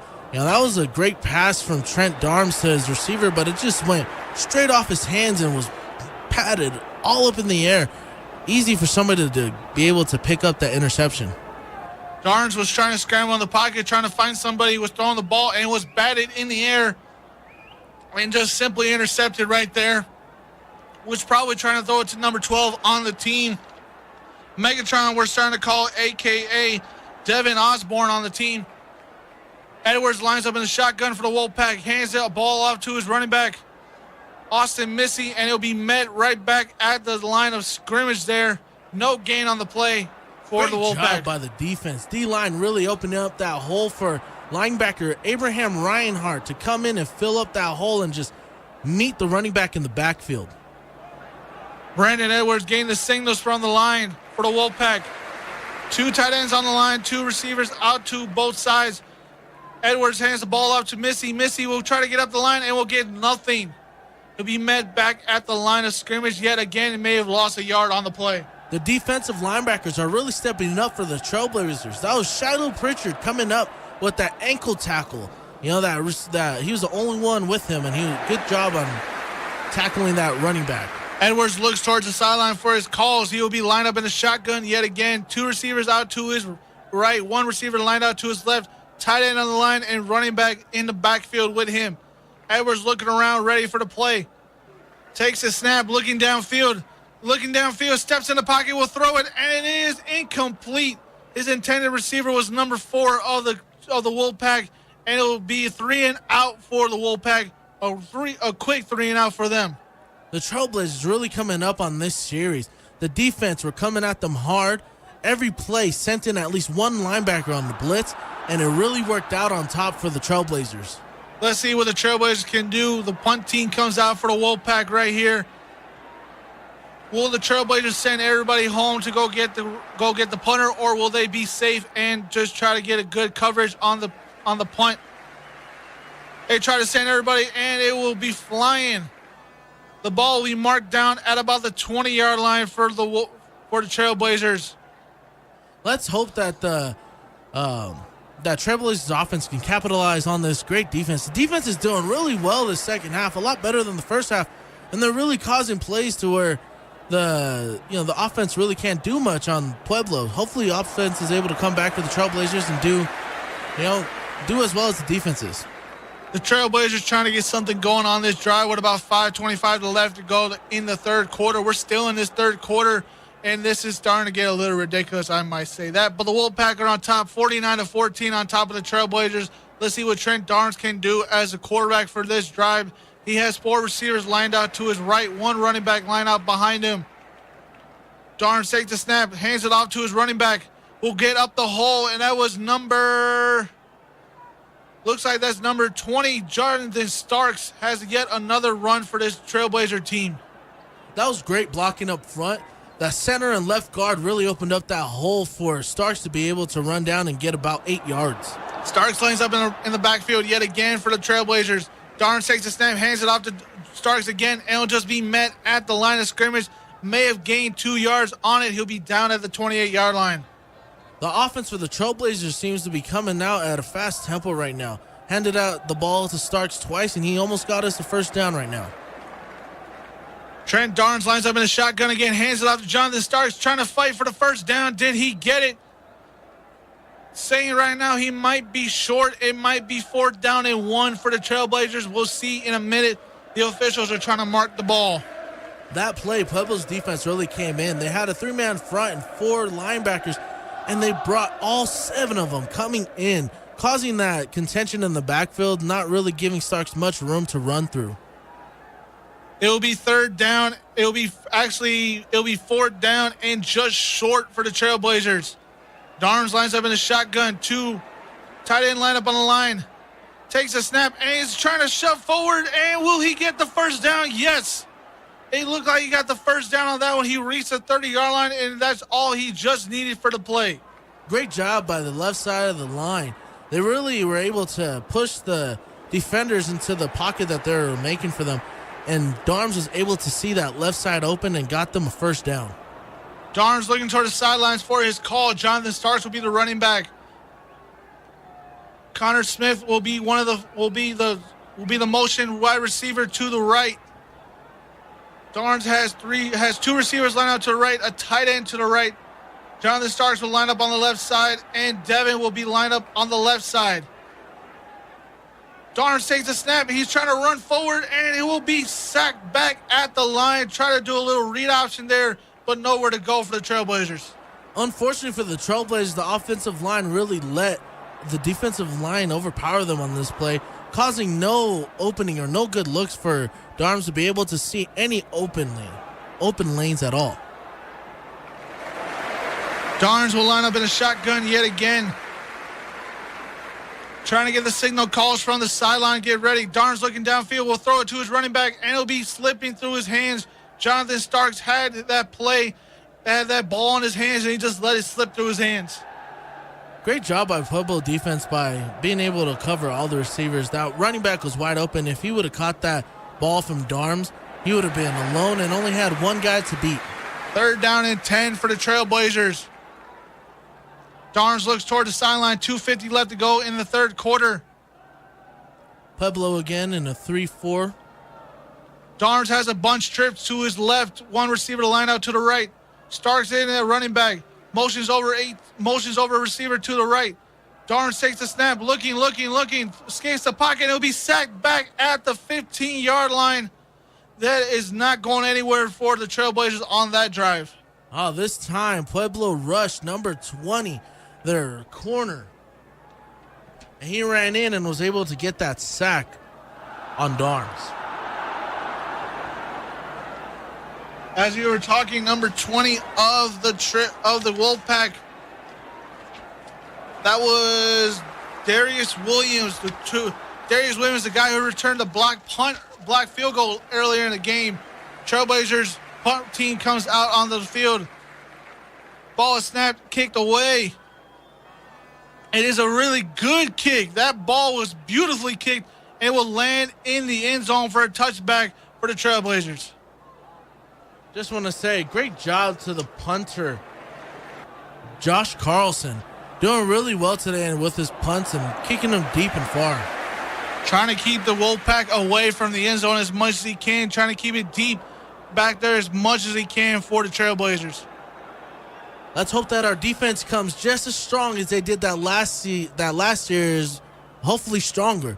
They did really well, and hopefully they do another 3-and-out.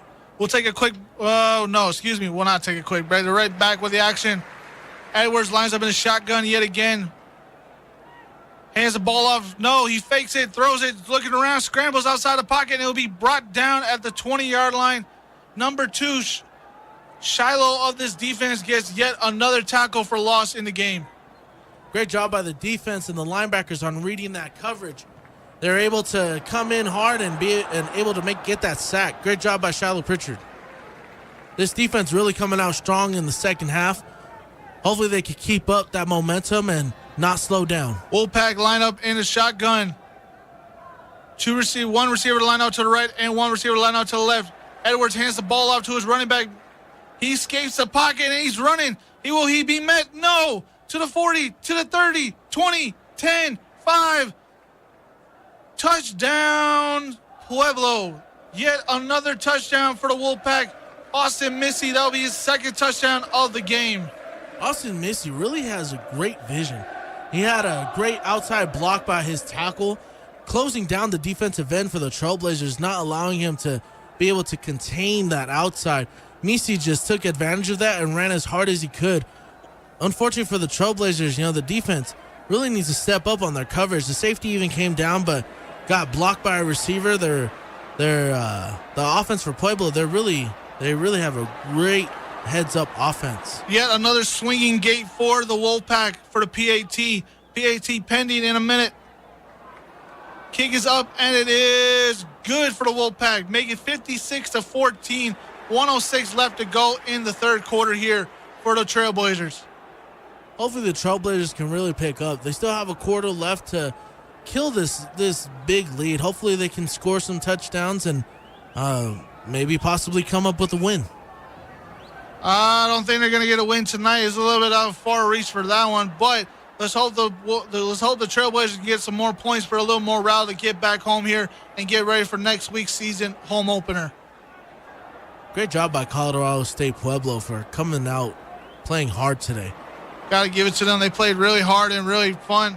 They played with all they got in front of their crowd, but the game is still not over. Let's see how much more we see in this game. We'll take a quick break right here. It's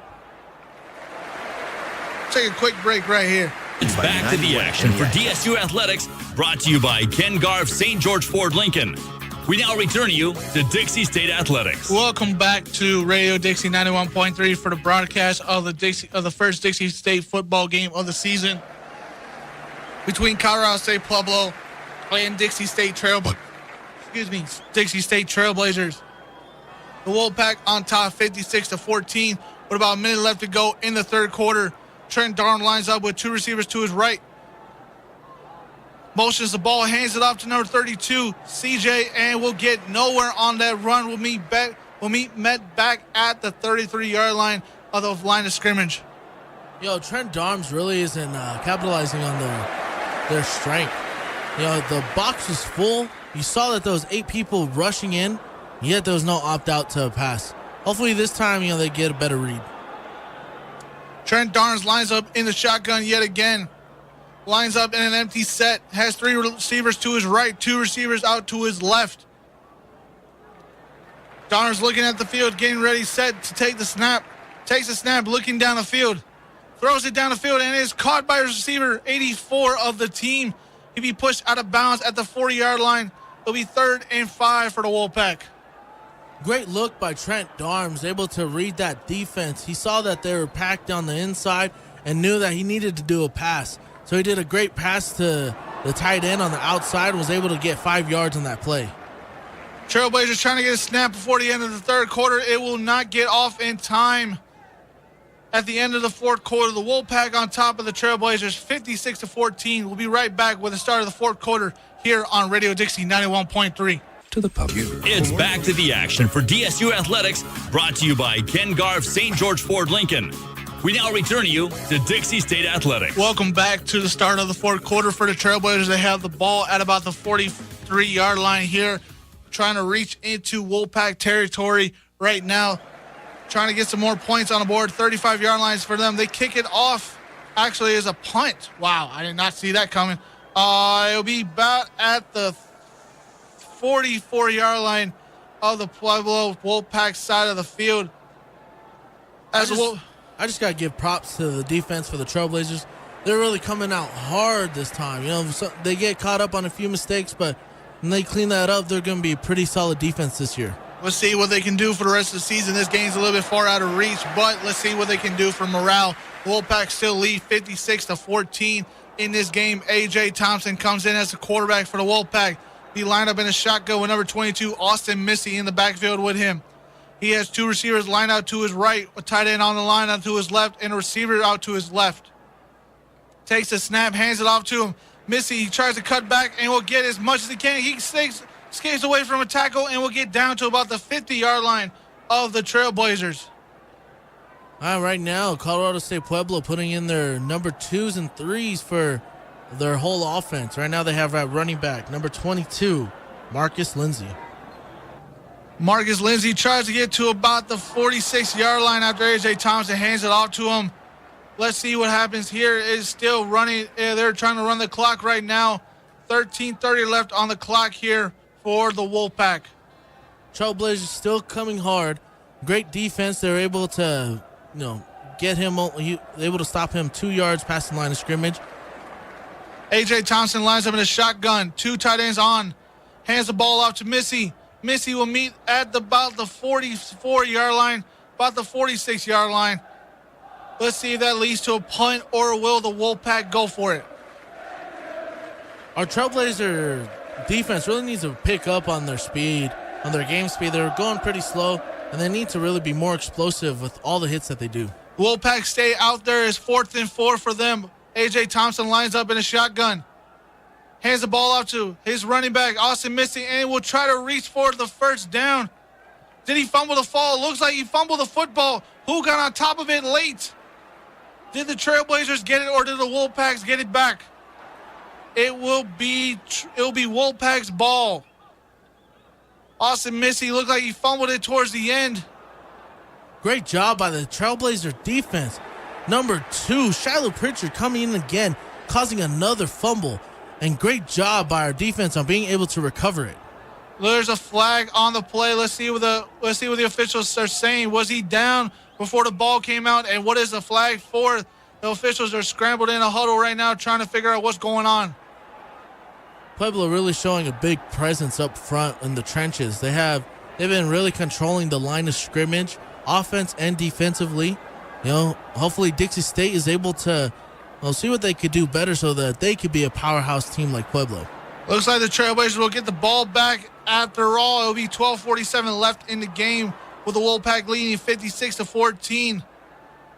We are still not sure about what the flag was. We hope we'll get soon enough to know what the flag was, but it looks like it's Trailblazers ball after that play.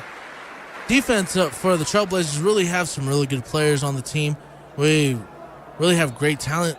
Just if we sharpen things up, we'll do a lot better.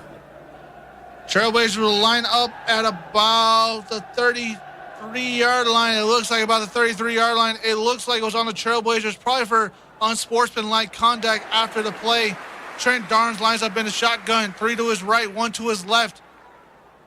Darnes hands the ball out to his running back, Starks. Starks tries to go up the middle and will get to about the 34-yard line. A gain about 3 yards on the play. The Trailblazers try to do a run to the right. Unfortunately, they didn't have the right block to cover the defensive end, left him wide open, able to tackle our running back in the backfield. Darnes lines up in a shotgun yet again. Xavier Woods comes into the game for the Trailblazers. And number 84, Cody Hobbs, the tight end, comes into the game as well. Xavier Woods motions over to the right. Cobb lines up on the line to the left. Darnes takes a snap, tries to lose to a speed shuttle, hands it off the ball to Starks. Starks tries to go run out the middle. He tries to get back more, and he'll get down at about the 43-yard line. It looks like it's enough for a Trailblazers first down. Great job by Starks by seeing that hole. He saw that hole, really ran as hard as he could. He made contact after 1 yard past the line of scrimmage and kept driving his feet and got 7 yards on the play. Darnes lines up in a shotgun yet again. Looking to the sideline for calls. Cooks. Cobb is trying to line up to the left. Xavier Woods still in the game for the Trailblazers. He lines up in the middle of the field to the right. Darnes takes the snap, hands the ball off to Starks. Starks runs out the middle again and will get to about the 48-yard line, trying to pen into the 50-yard line. The Trailblazers really trying to work that read option in right now. Darms is really doing real good reads. He saw that the middle was open for the running back and handed it off, and he was able to execute the play and get about 5 yards. Trent Darns looks to the sideline for his calls. He has trips bunched to the right. He has a tight end on the left and a running back to his left as well. Darns takes the snap, hands the ball off yet again to his running back, Starks, and will try to get more on the play. He tried to reach the 49-yard line on that one. That was a great job by Darms. I seen that play. Unfortunately, the defense really they're really reading the Trailblazers offense really good today, and they're not allowing much yardage at all. It looked like a flag should have been thrown on that for a face mask call, but the refs did not see that. Sadly, maybe that could have helped the Trailblazers. Darms in a shotgun, throws the ball up the middle, and it is caught. No, they're signaling out of bounds, but it looked like he had at least a foot in bounds. Maybe the refs should talk about that one. I say he was in bounds on that play. That was a great play by Darms, connecting with Megatron. Megatron was up in the air, and he had a foot in bounds, but there's no instant replay for the rest to check, so hopefully they do better on this next play. Trailblazers sent out the punt team yet again. It is the 6th punt of the day for the Trailblazers today. Sending it back to the Wolfpack with about 10:29 left to go in the game. Snap is up, and the kick is away, and it's flying down the field. Received back to the Trailblazers 20. He runs out of bounds at about the 30 to the 40, and it would be down at about the 45-yard line for the Wolfpack. Great kick by our punter. He did great placement. Unfortunately, we didn't have enough defenders down there to stop him as soon as he caught the ball. Great run by Pueblo to get themselves in good territory. 10:14 left to go on the clock. Wolfpack up 56-14 with a ball on the 48-yard line. Brandon Edwards is back at quarterback for the Wolfpack in the game. Shotgun motion. 2 tight ends on the line. 1 receiver out to the right. Hands the ball off to his running back and tries to find a hole. And it'll be down at about the 49-yard line for the Wolfpack.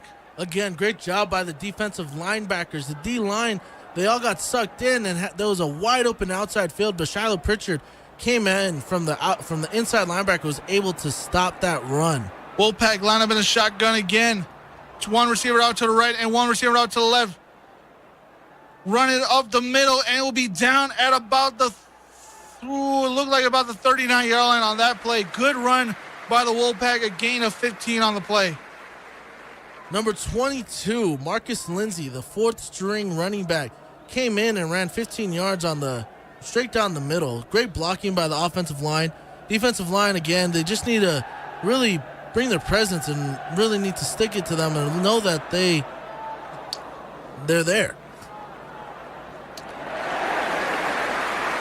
Another run play by the Wolfpack here. He'll be down at about the 20. He'll be down at about the 25-yard line. Right now, the Trailblazers defensive line aren't really looking too pumped to play right now. One thing that I personally do when I would play, I always play till the end of the game. Hopefully they can step up. There's still 8 minutes left, and hopefully they can just give their all for the rest of the game. New quarterback in for the Wolfpack. We're trying to find out his name. Jace Christian is in at quarterback, number 26 for the Wolfpack. Taking shotgun motion and handed off to number 22. And will get about a yard on the play. Great job by the defensive line by plugging up those holes, and the linebackers coming in and stopping number 22 from getting another carry for 15 yards. Jace Christian, a redshirt freshman for this Wolfpack team, 6'5", 231, big kid. Hands the ball off again. He is met at the line of scrimmage and is trying to push him back. No gain on that play. It'll be 3rd down. Great job by the defense again. Defensive line really penetrated on this play. They're showing that they have a presence here. And then the linebacker, number 33, was able to come up and stop the run in the backfield. Jace Christian gets the signals from the line. Shotgun motion again. 1 receiver out to the left and 1 receiver out to the right. 4th down for the Wolfpack. Flag was thrown, and it will be false start on the Wolfpack. Make it about 4th down and about 9 now instead of being 4th down and 4 for the Wolfpack. Right now, Pueblo just really has their players in to get some experience on the field. And the defense for the Trailblazers aren't doing too bad. Wolfpack still leading this game 56-14 with 7:30 left to go in the game here. 4th down and about 10 for the Wolfpack. Back at the 41-yard line for the Wolfpack. Chase Christian takes the snap. And yet it will be another false start by the Wolfpack yet again. It will make it about 4th down and about 15 on the next play. Back-to-back false starts by the Wolfpack on the line. Great job by Dixie State by not jumping off sides. It was more than that. All Dixie State defensive line was jumping around like kids on a Christmas morning. They were trying to get that off line to jump around. Chase Christian takes the snap. Shotgun motion. One receiver out to the right, one receiver out to the left. Dixie State showing blitz. Chase Christian trying to run the clock. It'll be 6:50 left to go. He's trying to take it all the way down to the last couple seconds. And a timeout will be called by the Wolfpack. We'll take a timeout right here and be back with more action here live on Radio Dixie 91.3. It's back to the action for DSU Athletics, brought to you by Ken Garff St. George Ford Lincoln. We now return you to Dixie State Athletics. Welcome back here in the studio for Radio Dixie 91.3. I am your host, Martin Kelly, here live with Mackie in the studio. We're still trying to give you full coverage of the game between Colorado State Pueblo, Wolfpack, and the Dixie State Trailblazers. The Wolfpack leads the Trailblazers right now 56-14 with about 6:40 left to go in the game. It looks like they're still sorting out the timeout here between the Wolfpack and the Trailblazers. Mackie, this game looks like it's all about wrapped up, but, man, what a game it has been so far between both teams, huh? Oh, definitely. Only being together for 3 weeks for Dixie State, to come up and be able to even come with the confidence to play against such a high-caliber team like Colorado State Pueblo is so much, especially in their home stadium with their roaring crowd. There's just a bunch of momentum for Pueblo. And Dixie State, for what they came into, they're not doing too bad. No, I wouldn't say they're doing too bad. I wish they were winning this game right now and trying to bring home a win, but it looks like it's going to come up with a loss. But still, a lot to go off of. Let's see what happens next week when they have to play Fort Lewis for the home game. Trent Darms lines up in the shotgun motion yet again for the night. Let's see if we can get some points on the board. 3 receivers line out to the right, 1 receiver lined out to the left for Trent Darms. 1 running back lined up in the backfield. Let's see what happens with this play. We'll see whether they can get some points left. About 6:46 left to go in the game as well. The officials are waiting for something. I'm not sure what they're waiting for. It'll be 1st and 10 at the 20-yard line for the Wolfpack. For the Trailblazers. Motions over a tight end to the line. Darms hands it, switch. Play fakes the ball, trying to look downfield, throws it, and it is incomplete. Was trying to connect with the receiver, Xavier Woods, number 4 of the Trailblazers. That was a great look for a play-action pass. Unfortunately, the tight end didn't hold his block long enough for the play-action to sell the run. And so when he went out for his pass, that defender he was supposed to block almost got the sack. Trailblazers line up for a 2nd and 10. 2 receivers out to the right, 2 receivers lined out to the left. Darns looking for the sideline for more signal calls. Running back to his right. Darns takes the snap, hands it out to his running back, number 32, CJ of the team. Tries to get a little bit up the field, and he'll get to about the 26-yard line. Make it 3rd and 4 for the Trailblazers. Great run by Desmond Davis by seeing that hole wide open. Those 3 defenders that he met with about 2 yards past the line of scrimmage and ran about 4 yards extra. Great run. Great run indeed by the Trailblazers. Darms looks towards the sideline for more calls. 2 receivers line out to the right for him is so far. 1 receiver line out to the left. Has a running back lined out to the right. Has a tight end on the line.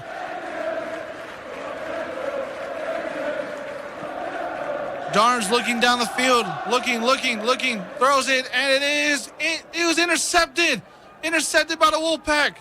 And he will be taken down at the 15-yard line. And there's a flag on the field as well. That was an interception by number 24, Luke Conolog. Luke Conalog all over the field. I believe he got the interception earlier in the game as well. Let's see what the Wolfpack do with this drive. It is about 5:40 left to go in the game with the Wolfpack leading 56-14 over the Trailblazers.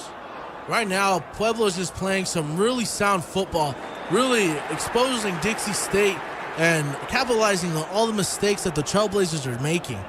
Great job by Pueblo by being able to not play down to a lower level for them. Dixie State Trailblazers, though, they're not doing too shabby. They could do better. Let's see. We have the season to work on that. Yes, they obviously have the whole season to work on that. We'll see if the Trailblazers can get that more going next week against Fort Lewis at the home game, first home game of the season for them. That game will be live on CEC Channel 22 and also on Radio Dixie 91.3. Let's get back to the action here. Darnes lines up in a shotgun. 3 receivers out to his right. 1 receiver lined out to his left. Hands the ball off to number 32, CJ. CJ trying to get back out the field, and it'll be at about the 42-yard line. They took away the interception. It looked like there was a defensive penalty on the Wolfpack, and they gave it back to the Trailblazers. Great job by the offensive line for getting a good block, opening up that hole for 32 to run through again. 32 Desmond Davis, not CJ, Desmond Davis of the Trailblazers. Darnes lines up in a shotgun again. 2 receivers out to his right. 1 tight end on the line out to the left, and 1 receiver to line out to the right. Darnes hands the ball to Desmond again, and will try to get something, but nothing. We met back at the line of scrimmage, maybe a loss of yard on that play. It'll be 3rd down and about 5 for the Trailblazers. Pueblo's defensive line came in hard on that play, causing penetration, plugging up every hole, not letting Desmond go anywhere. You can say that again. That defense was all over him on that play. Darnes lines up in a shotgun. 3 receivers out to his right. 1 receiver to line out to his left. Desmond is lined up in the backfield again. Motions over to the left. Darnes looking that way. Throws another way to the receiver. Throws a little screen pass to Xavier Woods, and he'll get down about at the 46-yard line for the Trailblazers. Again, Pueblo just reading the Trailblazer offense left and right, not allowing any plays to happen. Trailblazers still trying to do the screens, but not getting anywhere with it. Looks like the punt team will come out for the Trailblazers yet again. This will be the 7th punt of the night for the Trailblazers, and we'll give it right back to the Wolfpacks. Again, back to punt. Josh Carlson.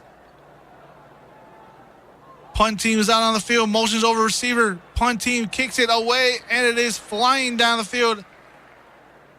Received back at about the 22-yard line. Cuts back to the middle of the field. Tries to get as much as he could. He will be set. He'll be taken down at about the 45-yard line, looked like, with a flag on the field as well. Trailblazers really need to sharpen up on special teams and offense and defense all around, but more specifically, special teams punt team.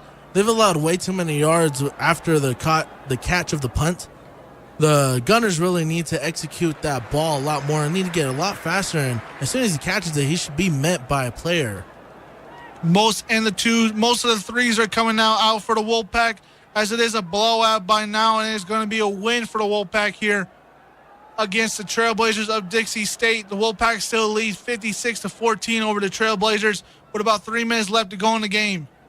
I hope the Trailblazer defense doesn't give up and keeps going hard and plays to the end of the game. 1st down will be at about the 30-yard line for the Wolfpack. Jace Christian comes still at quarterback, shotgun, 1 receiver out to the right and left. Hands it off to his running back, and he's met straight at the line of scrimmage by number 35 of the Dixie State. Great read right there on the play. Great job by Dylan Bryden on getting in there and tackling for getting a tackle for loss. Great penetration by the defense, and great job by the D-line by overpowering the offensive line in this play. 3 minutes left to go in the game. Wolfpack still lead 56-14 over the Trailblazers. The ball is at the 29-yard line, 2nd and 11 for the Wolfpack. Chase Christian leads this team out again in a shotgun. 1 receiver out to the left and right. Running back out to his right. Takes a snap, hands it off to his running back, tries to find a hole, and he'll be met yet again at the line of scrimmage and may have lost 2 yards. Number 47 of the defense. Great job by Malaki by coming in and getting that tackle. And great job by Trayvon Watson, number 13, coming in with that with that assisted tackle with Milwaukee. 2:20 left to go in the game for the Wolfpack. Still lead 56-14 over the Trailblazer. Third down and about 13 left to go. Chase Christian getting his signals from the sideline and getting ready. Shotgun motion. One receiver out to the right and left. Fullback on the line with a running back in the backfield. Chase Christian hands the ball off to his tight end. Running back. He gets to find a hole. He breaks 3 and he'll be down at about the 50-yard line. A gain about 27 on the play. Really bad presence by the defensive line. There was absolutely no penetration, and the Pueblo offensive line just blew up the defense. Made a big hole open for number 30 for Pueblo. He was able to run and get a big gain straight down the middle. It looks like it's going to be brought back for a holding call against the Wolfpack on the line. The ball will be placed at about the 17-yard line. It'll be about third down and long. It'll be specifically third down and 27 for this Wolfpack team, who still lead 56-14 with about 1:40 left to go in the game. Lucky for the Trailblazers that they got that holding call. Chase Christian lines up in a shotgun. One receiver out to his right and one receiver line out to his left with a running back in the backfield. Fullback line up in front of the line. Chase takes a snap, hands it off to his running back. Finds a hole and will try to get some yards and will try to get as many as he could. He got down to about the 22-yard line. Fourth down coming up for the Wolfpack. Pueblo again tried to run down the middle, this time getting cut short. Only 3-yard gain. Now defense is getting ready to receive the punt. The Wolfpack sent out the punt team for yet a third time today, less than what the Trailblazers have been doing all day. Let's see what the Wolfpack do with this punt. Will they fake it or will they go send it down the field? And will the Trailblazers send everybody down? They try to send everybody on the punt. Punt is flying away, and it is a really, really good punt. Number 24, snap. He fumbled the football at about the 2-yard line, and he's recovered at the 1-yard line. Was it recovered by the Wolfpack or the Trailblazers? The officials are sorting it out. That was not a smart play by Aaron Simpson, number 24 of the Trailblazers. Aaron Simpson was going backwards and trying to catch the ball and maybe come across the field, but he did not do that. He fumbled it and was kicking it backwards, and he lost it. The Wolfpack recover the ball on the 1-yard line with 38 seconds left to go in the game. One thing you never do as a punt returner, you don't ever grab the ball if you know it's going to hit the back. Let's see what the Wolfpack do. Will they take a victory formation here, or will they try to stab the Trailblazers one more time in the end zone? We'll see what happens here. It looks like they're just going to take a victory formation and take this win over the Trailblazers. Chase Christian is in at quarterback and will just take a knee, and that is all for this night. Let's see if they have to run one more play or not. But this game is about wrapped up, folks. The Wolfpack leading this game still 56-14 with 20 seconds left to go in the game. This game is all wrapped up, and it is all. They had over 200 yards in the game, a combined total of 6 touchdowns for more than just 12 touches, and all 3 of them averaged more than 15 yards in the game. Mackie, your final thoughts of the game? All these running backs, they came in, they were hungry. They came in, they knew that they were going to play as hard as they can, and even though they played a team that they knew was not as good as them, they still didn't give up. They did not release the foot off the throat. Thank you for tuning in for yet another Dixie State football game. We'll have the live coverage of next week's home game between Fort Lewis and the Dixie State Trailblazers. Have a good night, and thank you for listening. Peace out. You've been listening to Dixie State Athletics on Radio Dixie 91.3, brought to you by Ken Garff St. George Ford Lincoln. For more information on Dixie State Athletics, DixieStateAthletics.com. Thanks for listening to Radio Dixie 91.3.